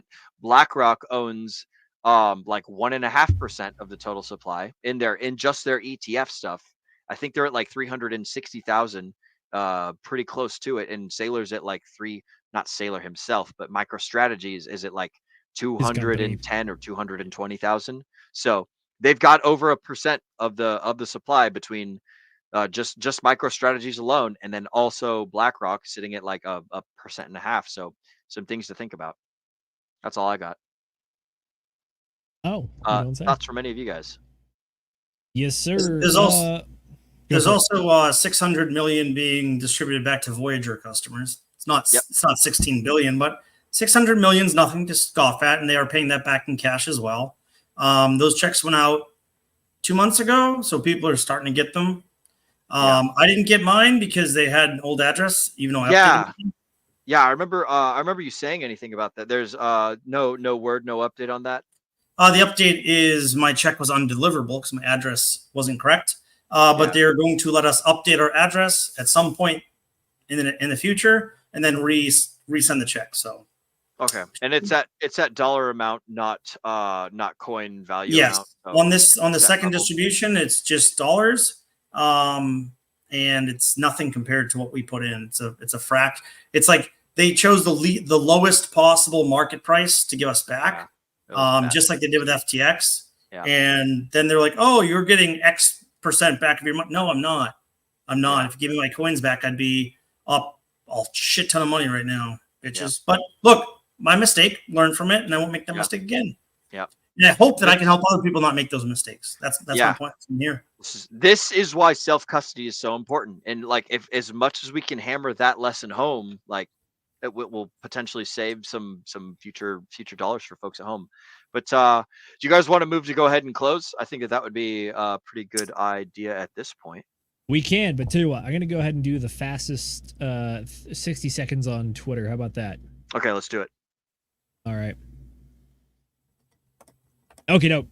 All right, up first, we got from Ryan Sean Adams, but this is actually coming to me from Nuclear Herbs himself. This is where we're talking about, in order for crypto to remain dominant, you must fire Gary Gensler, stop Operation Choke Point, unwind SAB 121, fix FIT 121 and sign it, rescind the SEC Wells notices, support stablecoin legislation, rein in anti-DeFi IRS rules, draft pro-crypto DNC policy positions, and stop sanctioning smart contracts.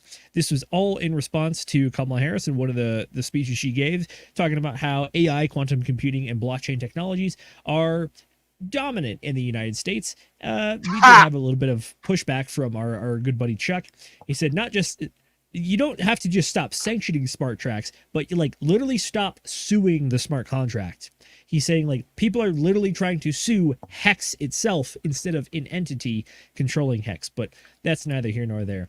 I'm going to sue this vanilla candle. And exactly. You try to sue that. You can sue a ham sandwich as long as the judge lets it in the court. Shout out to Tim Pool. Yeah. Exactly. There you go. So Tom Emmer, the GOP majority whip, he is one of the guys that was in the or on the Hill grilling Gary Gensler and the other heads of the SEC this last week. That is actually unprecedented because all of the heads of the SEC, including the chairman himself, aka Gary Gensler, typically do not appear before Congress. So it's kind of a rare thing. And we got some great clips that we can pull. But more importantly, Tom Emmer is one of the guys that has been on top of this. And he says, what Gary Gensler doesn't understand is fighting against crypto innovation in America isn't going to put a stop to it. It's only going to push crypto innovation off American soil. This is a sentiment that we've echoed here for a long time, which is that you can try to regulate it to death here. It just means it's going to find somewhere else to go, and people will innovate the technology somewhere else. It's kind of the Pandora's box, or trying to put the genie back in the bottle.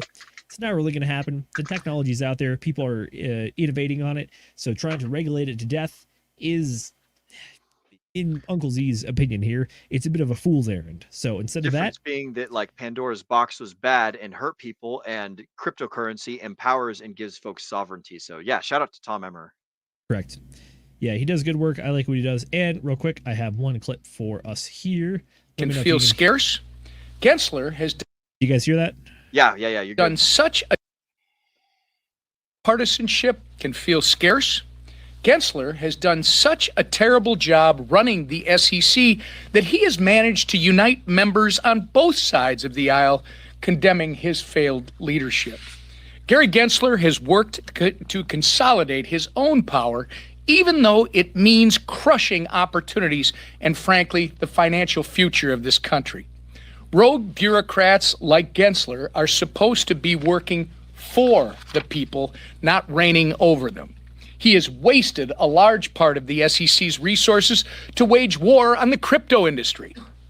The strategy, however, has not been successful for him as the SEC continues to lose again and again in the courts on its crusade against the digital asset innovation in this country.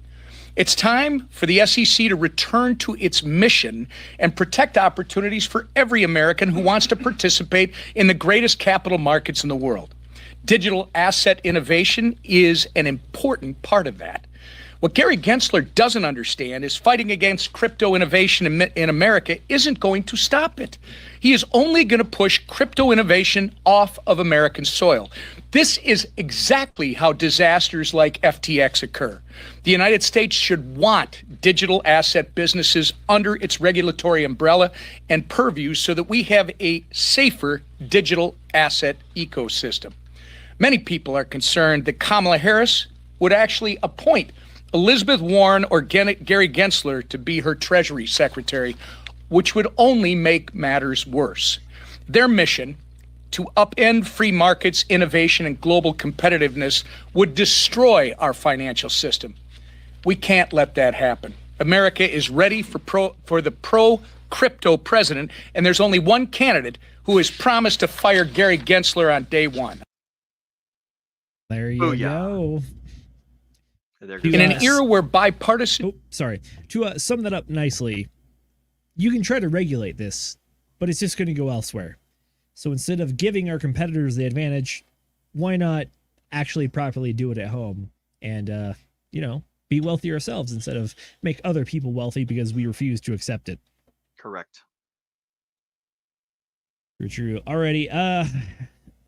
This is a bit of a... Oops, sorry. Boop-a-da-boo. Let me share. I got one more. Oh, you got one more? All right. I got one more, big dog. From Havid Hex, he says, whoever's been calling us toxic RH Maxis, whoever said we were promoting garbage, whoever's been telling us we wouldn't make it, fuck you. Pulse Chain is coming for everyone's throne, and yeah, after the last week's performance, the Hexkins have been absolutely posting stuff like this on Twitter, and I can understand the sentiment. It's a good time to be a Hexkin.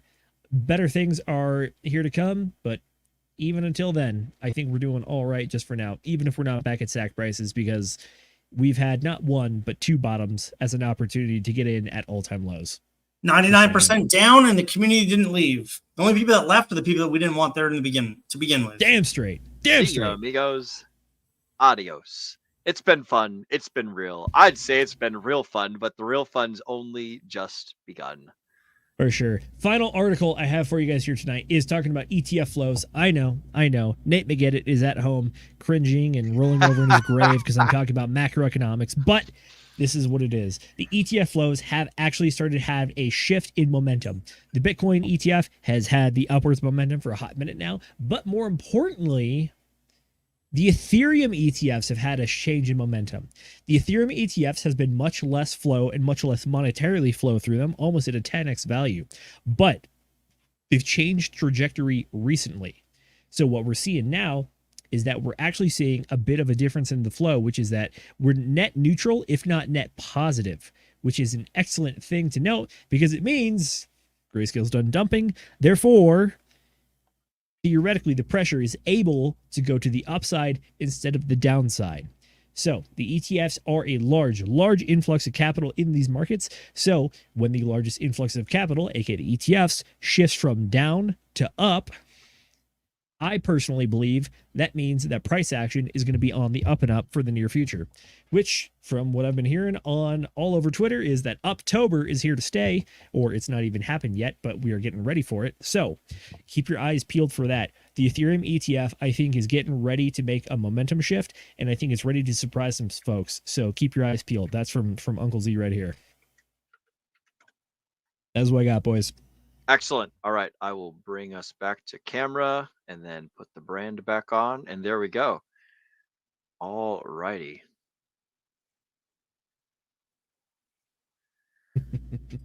So, all right. Outro time. My name is Will Stevenson. I guess I will start. You guys can find all of my socials at will.pls.fyi. I will go ahead and be a good gentleman and post that link in the chat. I did not have my little links thing brought up super quick here. So you guys can find all of my socials. Again, oh, that's the private. That's the private comments. This is the public ones. All right. Find all of Will's socials at will.pls.fyi. If you guys are a Hexican and you want to meet other Hexicans, then what you need to go do is go to bit.ly/hex_meetup, where you can go chat with other Hexicans. You can go meet up. You can organize your own little spots. You can start your own topics. You can start your own rooms, and you can go and find other people in the cryptocurrency space who just got theoretically 2 times wealthier. If you were buying the bottom and stuff, you might have got more. So who knows? But that's what's going on with me in the near future. I'm going to be let's see. I need to check our schedule for book club next week. I think off the top of my head, I'm pretty sure that you're covering that one, Zenith. But That I am, sir. Okay, then I will leave you to announce that then. As We are far covering as the Millionaire Fastlane. That's right, Millionaire Fastlane. Ooh, I need to pick an icon for that. I have not done that yet. But yeah, so Millionaire Fastlane is, wait, I should have picked an icon for that earlier. Anyways, none of that matters. We're covering the Millionaire Fastlane for Friday that's coming up. And then the Friday following that, I will be running book club. And on that one, we are going to be covering the value of others. So that's what's coming up for October 4th and October 11th on book club. As far as other things on the show, next week, I can't recall if we're having a Whiskey Wednesday or a special guest Wednesday, but either way, it's going to be a good time. You guys can catch us streaming here on the Degen Roundtable at 8 p.m. Eastern on Wednesday, where we talk to guests or where we talk to you guys in the community, either guest day or special. Oh, look at that. Check it out. On guest day or community day. That's what we do on Wednesdays. On Friday, we cover books. It's book club. Book club is Friday. And then Sunday, like today, we cover the news for the macro and all the stuff that's going on in the cryptocurrency space. And again, everything is, I got to point this way, is at 8 p.m. Eastern. And yeah, that's what's going on. Brendan, what is going on with you in the near future, and where can the folks find you? Nothing, bro. Just find me on X, anonymous_bean. Find me in the Telegram chat.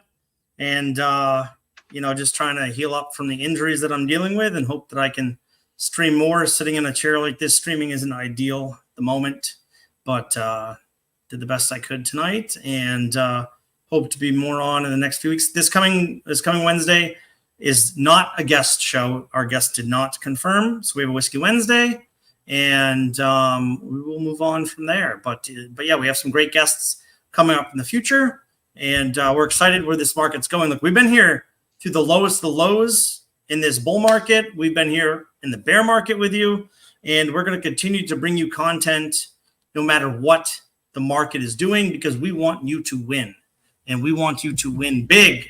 So stick around, and we appreciate everyone joining in every single time. Every like, every view, every watch, every subscribe really means a lot to us. So thank you all. Excellent. For sure. When each person out there wins, we all win together. I mean, it's relatively similar strategies, and the community sticks together for a good bit of it. So we're all on the same train here. It's just a matter of your personalized percentages and the dollar amount that you put in. But other than that, yeah, if we all win, we all win. It's how it works, and I hope that all works when it comes to the end of October, when we have the SEC hearing on October 31st for Richard Hart's case in Brooklyn, New York City. So if you're heading out there, go ahead and hit us up in the Telegram, or hit us up in the Hex Meetup Telegram, or just go ahead and get your tickets on pulsechaintour.com, which, by the way, still is available now. And if you did not get your tickets already for Pulse Chain Tour Vegas in March 6th through the 9th of 2025, not this year, but the next calendar year, they have reopened the creator codes yet again for 2 more weeks. So I think you have about like 12 or 13 days left. But if you use code DEGEN, DEGEN at checkout, you'll get an additional 20% off of your purchase. Remember, it's just for the Pulse Chain Tour tickets, so that is what it is. Other than that, like the boys have said, we have a Whiskey Wednesday coming up on this Wednesday, aka 3 days from now. Otherwise, we will try to come up with maybe something a little special if we can. Otherwise, hop on, hang out, crack open a beer, and ask us any questions or chat about whatever you want to chat about. If you want to come on and educate me about SEI and SUI, please do. I am more than happy to hear you out and understand what's going on. But other than that, yeah, we'll catch you on Wednesday. Friday is my book club. We are doing Millionaire Fastlane. I'm the one hosting it, so this should be a good read. It's not too long. It's got some heft to it, but it's not too thick, thankfully. So get on that, get on Audible and whatever. And then other than that, next Sunday is the big show. We are going to be doing the Q4 thesis for 2024. We're closing out the year for the quarterlies with our thesis show, talking about everything going on. Notably, I think this is going to be one of the most impactful quarters of the year, particularly because we obviously have the elections going on. We have interest rates finally making some movement, and we are now officially 6 months past the Bitcoin halving. So we could be seeing some market movement on that. We could be seeing some policy movement, and we could be seeing some changing in and out of the presidency. So that is what we got going on then. That is what we got going on this week. If you have anything else you want to hit us up, go ahead and get in the Telegram down below, scan that QR code. You can add any of us in there, hit us up with questions, comments, concerns. We'll get back to you as soon as we can. But other than that, like Agent J likes to say around here, we know that time is your most valuable asset. So we thank you every time you spend it with us. And until we catch you guys next time, I hope that everyone out there continues to degen responsibly. Ladies and Oh, shit. Ladies and gentlemen, welcome back to the Pulse Chain Tour Masters Golf Tournament 2024. Zenith is making his approach to the green on this sudden death playoff between himself and Reginald Gerald III, who already completed his putt for birdie. Zenith needs to make this putt right here in order for his dreams of winning that jacket to stay alive. Let's see what he does. Oh! Oh, he flubbed it! He missed! He whiffed! He's a loser! Loser! I repeat, RG3 wins! RG3 wins! Don't make mistakes like that guy. Get ready early for Pulse Chain Tour Las Vegas 2025, including the Pulse Masters Golf Tournament from March 6th through the 9th. Sign up early and use the code DGEN at checkout before September 1st to get 36.9% off all of your tickets. Don't miss out on all the fun from the star-studded conferences, golf tournament, and nightly events in beautiful Las Vegas, Nevada with all of your friends and favorite Pulse and Hex creators. We cannot wait to see you in Vegas, so until then, DGen responsibly.